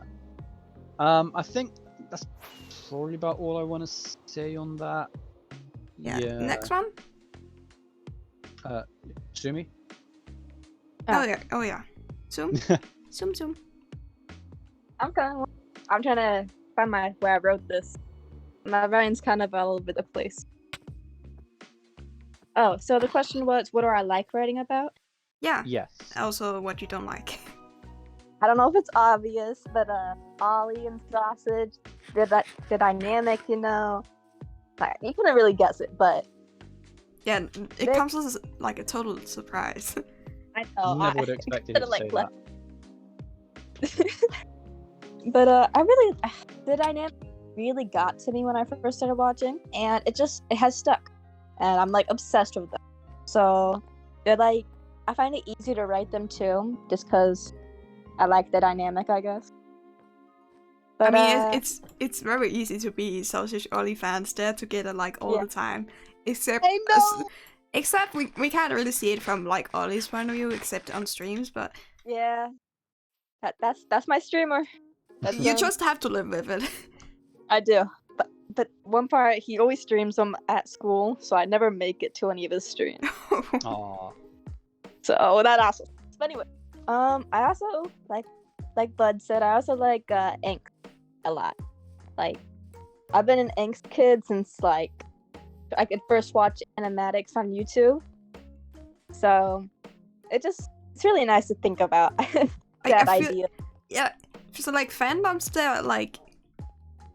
aren't like entirely focused on shipping, they're always like made like from the ground of angst because people were like, I like this show, let me make them suffer. Exactly. Yeah, when I used to read like Voltron fics, I guess. No, I'm also from there. Don't you worry. Yeah. It's quote unquote a kid show, right? And everyone just decided, hey, you know what? Let's make this not a kid's show. And the fics were so angsty. Anyways, off topic. I like writing ang. Also, all my fics so far, I really have to like get out of the habit, but they're kind of like reflection fics of like the characters thinking back on stuff. And it's just very easy to fall into like the reflection mode. And I think I gotta stop doing that because it's like kind of hurting my writing. But I really do like writing characters just like down to earth, thinking about their past and stuff. What I don't like writing, honestly, is this also ties into what I just said, dialogue. I suck at dialogue. I'm not a social person in real life, so I don't know how to talk to people normally. Don't So I you feel worry, like- most of the fanfiction readers aren't Just either. added a Yeah. bit of It will wonk. look natural to them. I know it will, but like, Dragon, like, they would not say that. Or would they? Or would they? Yeah, like Yeah. sometimes I struggle with descriptions. Characterizing. Yeah, like characterization, like descriptions and stuff. Like making like sometimes I feel like I under detail like how characters are doing. I also like I just realized like Alice proofread my latest chapter alongside my usual proofreader of Lily. And Alice pointed out that I use a lot of adverbs in my writing. Oh. Could you, 1 second, what are adverbs again? So words that end in ly generally. So like slowly, quickly, Oh, yeah. that sort of thing. I use Kind that of- a lot in my writing. Gotta pull Yeah. up the dictionary and find synonyms. So like, yeah, it's like slowly, quickly, carefully, frightenedly, bravely, that sort of thing. But it just, dialogue is hard. I don't Yeah. know.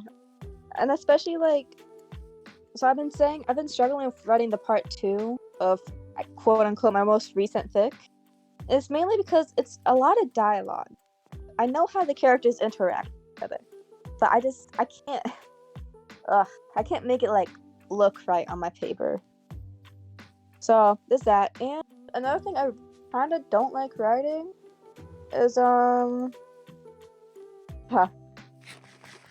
well, I really like open endings.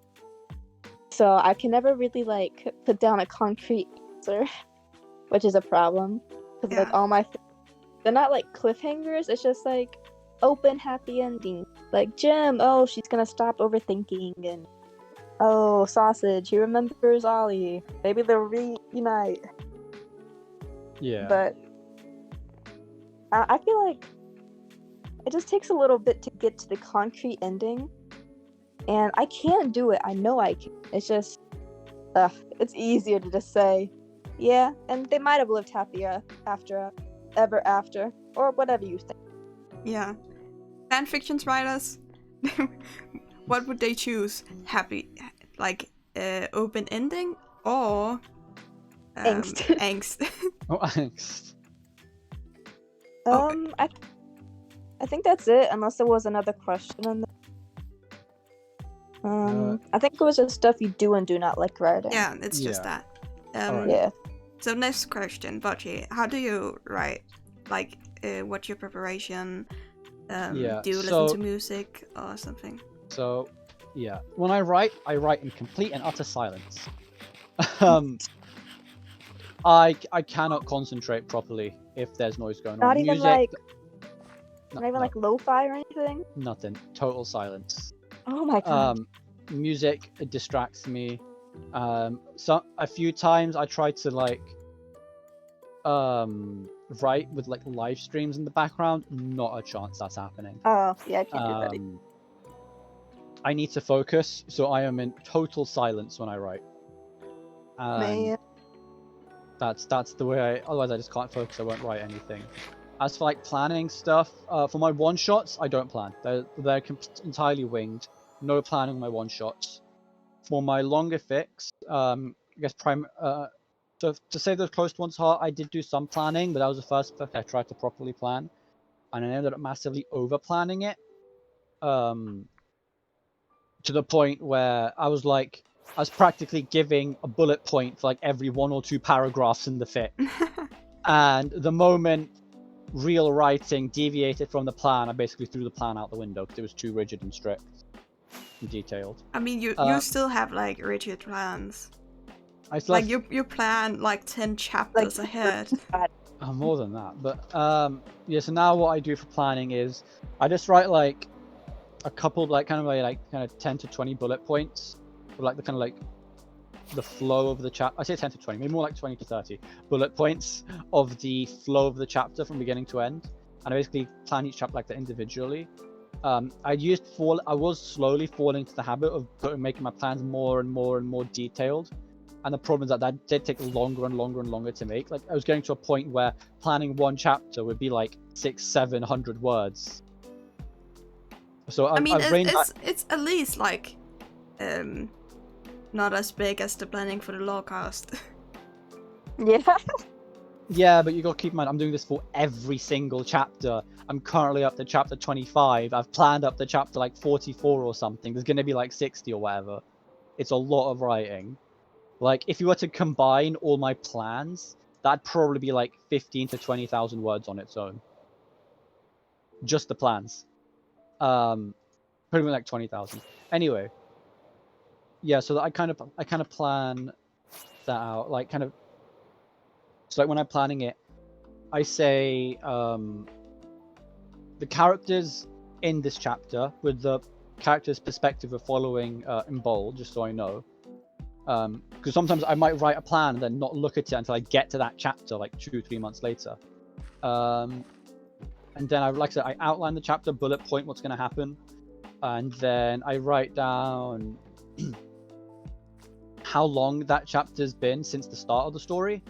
So it gives me a good, like, kind of chronologically, I know where everything is relative to each other, all the events, and I'm just thinking of like a little bit of any other notes I want. I don't follow the plan strictly, so like if something happens, like the general broad stroke of the story, of the arcs of the story, I follow the plan. But for like individual chapters, like within it, I kind of I can break. Like if I decide, like while I'm writing it, it'd be better to do something else, I'll just do something else. Like for a few of my chapters, like not many, but like maybe like 2 or 3 of the chapters I've published so far, you look at what I've written, you look at my plan, they're totally different. Or like the beginning like bit is the same and then they completely deviate. But yeah, so I plan quite heavily. Although something else I do, or what I generally tend to do is I write one chapter and then I plan out 2 or 3 more. Is what I normally tend to do. So this means that my plan slowly gets further and further and further ahead of my actual writing, which means I can basically kind of quote unquote see further into the future of what my writing is going to do. Because obviously, like I said, my current plan is like 20 odd chapters ahead of where I've actually written. So, but obviously I didn't start like that. I think when I started writing chapter 1, I'd planned up to like chapter 4 or something. So yeah, that's my process in planning. I don't have a schedule for when I write, and I don't like kind of force myself to write. If I'm not in the mood for writing, I just won't write. Like I've tried that before, where I'd sit in front of my computer and I'd write like 2 sentences in like half an hour, and I'd be like, I can't do this. But now I've got a better idea of when I'm like in the mood or not in the mood. So if I'm not in the mood, I won't even bother opening up my Word document. If I'm in the mood, I will open it and I will write something. So I got a better understanding of myself there. And yeah, I think that's about it for me. What about you, Sum? Could you repeat the question? Oh yeah. How much planning do you go into your fan fictions? Do you listen to music? Do you like plan really far ahead? Firstly, I listen to music, unlike some people. But it can't be like music I'm too attached to, I guess, because then I'll get distracted. So it's usually I just look up random jazz playlists. Ooh, And yeah. like it's jazz I've never heard before, but it's like no vocals, it's just instrumental. And I like jazz. So it gets me in like a happy mood, a good mood, and that's really all for music. I've tried like sitting down and like video essays as I write. With video essays, I tend to get a little too into them. So Yeah. not good for writing. Yeah, they're creative for like drawing and stuff. Yeah. My steps to writing, I wrote this in bullet point, but I'll kind of expand on it. My first one is I find an idea and I like write maybe a couple sentences in my notes app that I mentioned before. And if I'm really in the mood, I'll write like maybe a whole like 2 paragraphs about what I like key moments I want to add. But that's just thinking, having motivation, like, oh my gosh, that's a cool idea, I really like that. And then my second step is to paste what I wrote on my notes app into this website called Word Counter, and I use it a lot. It like word counter, it's a website where you can type whatever in there. But if you X out of that, next time you come back to the word counter page, it has all your previous writing.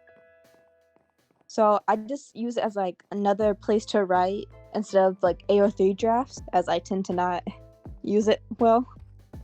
But yeah, I paste the idea into the word counter space, and I just write until no ideas come to me anymore. And once it's like a decent, like, I don't know, it's a full thick, like maybe 200 to 500 words. And then once I have like, I think it's good enough of a base for me to go on, I then repaste it into AO3. So AO3, kind of treat it like kind of treat the writing process like the drawing process. Like you do the sketch, you do the line art, then you color, whatever. Yeah. So the AO3 process is just line arting, coloring over the sketch. I paste it all in, and I'll either like that draft I guess I wrote, I'll either just write straight into it, like adding on details to the part, or I just put some dashes and start writing below it. And the last step is just try not to lose my motivation, try not to be like sleepy, and get a lot of work done. Once I have a lot of work done, I can usually finish the fic. There was also on the question page you showed me earlier, there was like references section. Oh yeah. And but references, it kind of depends, because like on my first fic, I rewatched Ollie's and Sausage's Afterlights video so I could remember them, and I took notes on it and stuff. But for the most part, the only references I really use is like buildings, like Joey's dock area or Jim's yellow house. So I don't really use a lot of references. That's basically it. If it's not back to music, if it's not jazz, it's usually just some instrumental bit of something. Yeah, those are good if you have to focus. Mm-hmm. Like prime homework music. Well, something fun I do, along with like planning and stuff. I also have a spreadsheet. Are you surprised I have another spreadsheet, MD? I have a spreadsheet where I mark down how much I write. Yeah. And how much you read too. And yeah, that's different. But how much I write. So like back in August, I was considering. So right now I update Afternoon Empires once every 2 weeks. So there was a time in August I was considering once a week, and I was basically like, can I keep this up? And I was like made like a spreadsheet to track how much I was writing and stuff, and like could I reasonably expect to update once a week? And the answer I came to was no. I mean, it really, because at the time I didn't really play video games that much. It was mostly just YouTube and writing, so I wrote a lot more.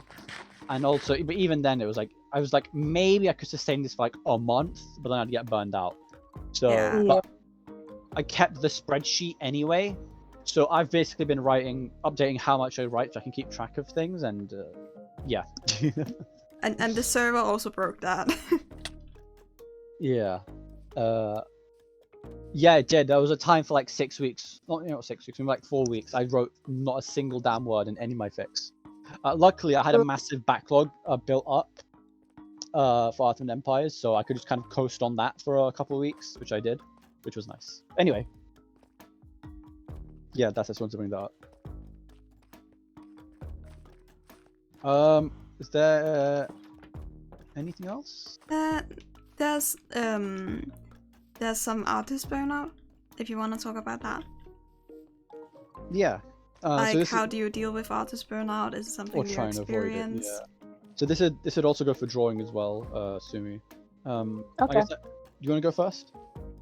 I'll go first for drawing, but then you can start the fanfic part. Alright, go on. With drawing, it's I say a roller coaster a lot, but it really is, cause like I feel like I could draw every single day, and I can, but I get really frustrated at myself when the drawing doesn't turn out what I want it to be, or like I messed up on something and it ruins the whole piece. And I think because of that reaction I have, I immediately get burned out afterwards. So it just it leaves me with a bad feeling. With art, I think it's easy to bounce back from it because with like doodles and stuff, but with big projects, it's kind of harder. But yeah, I doodle a lot at school, so it doesn't really burn me out like it used to, like back during the pandemic. But yeah, that's it for the artist, I guess. Okay. Yeah, for fan fiction. So I guess part of it. So I got an upload schedule for After and Empires. I feel like an upload schedule is better for like the reader in general. I feel like when I read fan fiction, I prefer like a fixed upload schedule because I don't know. I feel like more likely to read a fic.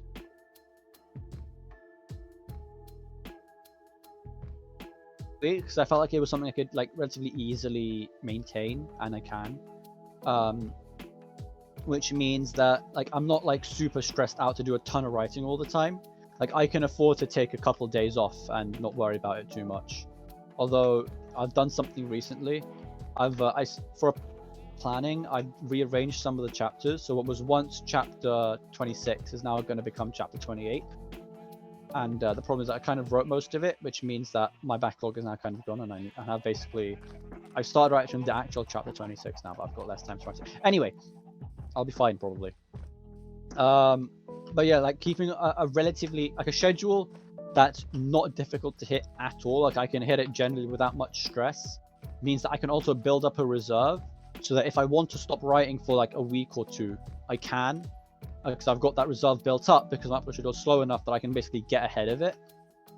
So yeah, basically not forcing myself to write when I don't want to, and making like having an upload schedule that's like very easy to not very easy, but like easy to keep up with. Helps a lot to avoid burnout basically, and I think that's why I've never been truly burnt out on writing since I started, because I could always like without much problem, take a couple days or even like a week off, or like when I joined the server for the first time, like 4 weeks off from writing. So I mean, the MLP fan fiction was a learning lesson. Yeah, I mean, part of it, when you start uploading it, you get more motivation to keep going because people can see what you're doing. Yeah. I guess it's like with artists, like uploading whips, you get like kind of drum up excitement, and the people are excited. So it's basically, I mean, it is literally a work in progress if it's not done right. Yeah. So yeah, that's what I do to avoid burnout. And I've never been like truly burnt out on writing. So I mean, I've only been writing for like a year and a bit, year and a month or two. So we'll see. Sumi, what about you? I think I mentioned it earlier, but the last fic, or like I guess a part 1 of the fic I wrote, it was in February, so that was about 4 months ago. It wasn't 4 months ago, like 2-3 months. I mean, just got into May, so basically like 2 months. Okay, sorry, 2 to 3 months. And I don't know what really happened. I feel like it was technically my first 2-parter fic, even if it's not done yet.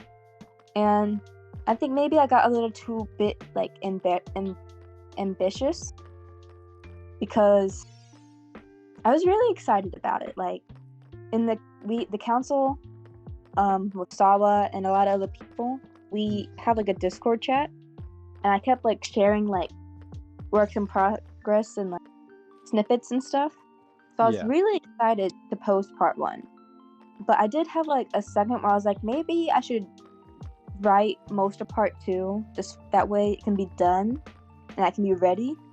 But I didn't, and I don't really know why it caused me to burn out. But after that, I really couldn't really get back into, like, if I go back and check on my part 2 draft, there's like 5 different rewrites of the same scene, and I just can't seem to get it.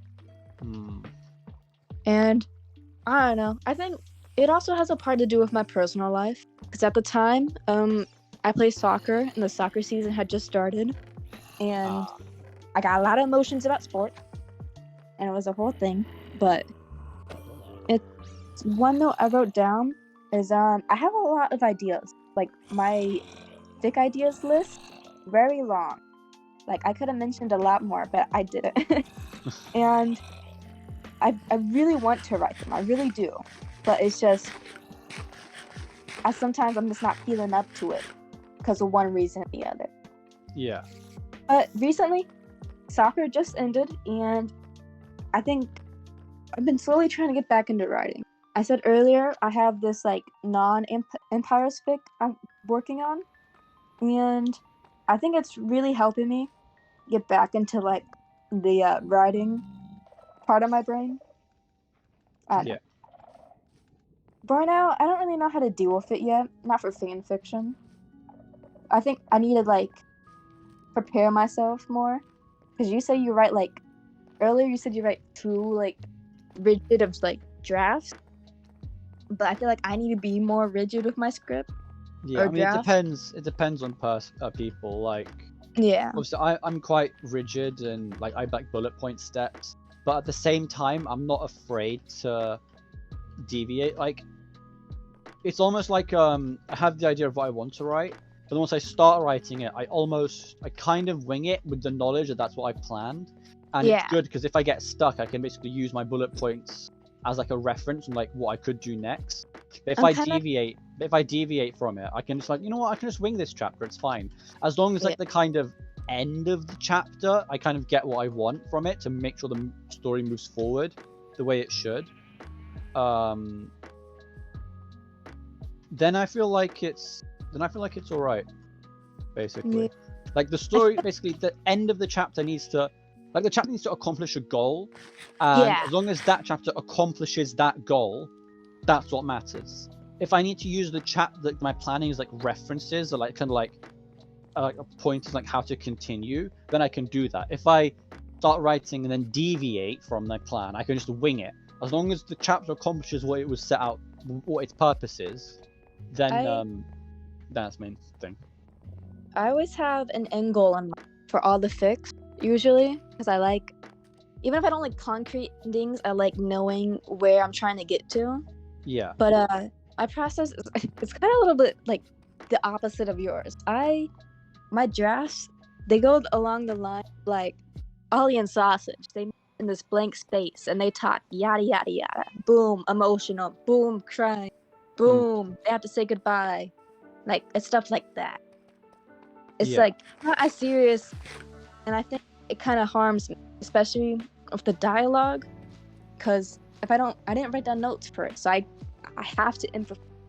Yeah, like I generally don't write down my dialogue unless there's a really specific quote I want them to say, want the characters to say, then I write down it in the plan. But otherwise, I don't write down any dialogue. Usually, in my earlier books, I did write down most of the dialogue I wanted, and it really does help me. I think just because I struggle with it a lot. But let's see. I think I had one more note. One of the things I wrote down is this is how I felt mostly during this like the beginning of this year, is that I felt like I had no time to do anything as my schedule was so packed. So my thought process was, well, that's a cool idea, but I'm never gonna finish it, so might as well not even. And it was really bad. I shouldn't. But yeah, I'm trying to slowly get out of it. This Lorecast is actually inspired me to keep going, so I'm hoping I can use this energy after this punch lock in the face. Right. Lorecast is saving lives like right now. Or maybe It is. or maybe causing deaths. It depends on your fanfiction. Well, we'll see. But Yeah. yeah, I think that's it for me. All right, and you doing to wrap it up? Wrap it up. Wrap it Yeah. up. Yeah, I'm so tired. I'm sorry if I hadn't said anything for a while. Yeah, we've been going on for what, 3.5 hours? Yeah. Yeah. So. Do you guys wanna plug your stuff? Oh. I guess we Just should, write yeah. it in chat. Bill I mean, Budgie. I already got. I can do both. I can do yours some if you want. Yes, please. Okay, cool. So that is Sumi's. Nope. There we go. That's Sumi's Twitter. Yeah. And then, I mean, it's on the starting screen as well. And obviously, that's my Twitter. And then, Do you want me to say my AO3? if you want, I mean, MD brought it up on screen while you were talking about all your fics, so it's there as well. I just don't really use any other social media, so that's all I got. Yeah. But I But yeah. think that's about it. Yeah. Yeah. Do we wanna? I'm on MD. Where are you? Wait. You're on another. We have to meet up so we can say goodbye. That's the wrong. That's my throwy try. I'm going back to spawn. I'm going back to spawn. Are we going back? Are we going to Pretend I'm a spawn? ghost. Pretend I I'm a think I'm ghost. going the right way. Wait. You think you're going the right way? I've been here like twice before. Okay, I'll meet you at spawn, and then we can say goodbye. I'm there in spirit. You're there in spirit. You can be the cat. Yeah. I need to work on getting like Minecraft on the PC. But Alright, I'm at spawn. I mean, this server allows you to There you have cracked Minecraft, so well, my laptop's also just very laggy, and like I said earlier, I think it's like dying. oh, So okay. I tried Alright. down a weird Minecraft, but it just keeps crashing. So wait. You Do you can want be you can be Ollie. yeah. Beat up Ollie, okay? Woo! My favorite type. Wait. There we go. Look at us all. There we go. Woo!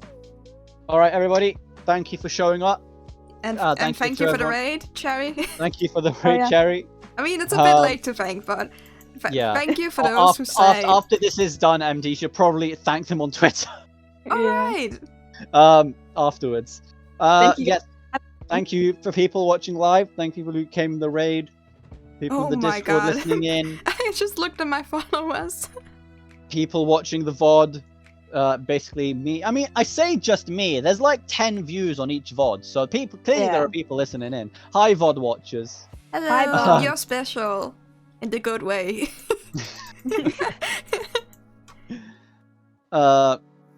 Thank you, Sumi, for being a wonderful guest today Thank on our you. Lorecast that went on for 3.5 hours. I mean, For having For me 1 hour, and 1.5, co-host. like half an hour more. It's as long as last time. Yeah, I mean, we could add on like 15 minutes just because of the raid. No, I'm so tired. I can't. No, I'm not saying. I'm saying like I- without the raid, this would be like 15 minutes shorter. Also, I Yeah. have like a half-eaten cake in front of me because. Oh, I have dinner too. all I got. Anyway, let's wrap this up. Thank you everyone for showing up. Thank you, Sumi, for Yeah, being here. Thank you. Thank you. Thank you everyone for watching. Thank you, Cherry, for raiding. And Bye. MD, promote me, please. Promote me. Promote me back. Check out Budgie on Twitter and Aero3. No, and... I mean promote me back to co-host. Oh right. And, Eat this and you're a co-host. Hit me with an axe. No, eat it. Eat it. You gotta eat it. I'm full. Oh, thank you. Oh right. Also, bearing up, don't hit me again because I'm not wearing any armor. Should put my armor back on. Just jump around. Frolicking. There we go. You gotta Nope. do what you gotta do. To be... Hey! Okay. I've been promoted back to co-host. No, not yet. Oh no. Oh. But you never get in there. I hereby declare you co-host. Yay! Thank you Budgie for is showing official up. back. Thank you guys for having me. Thank you for being here. We'll see you Goodbye, all everyone. next week. Bye, everyone. Oh wait, next week. We can Next announce week. it later. It's fine. Okay, never mind. Goodbye.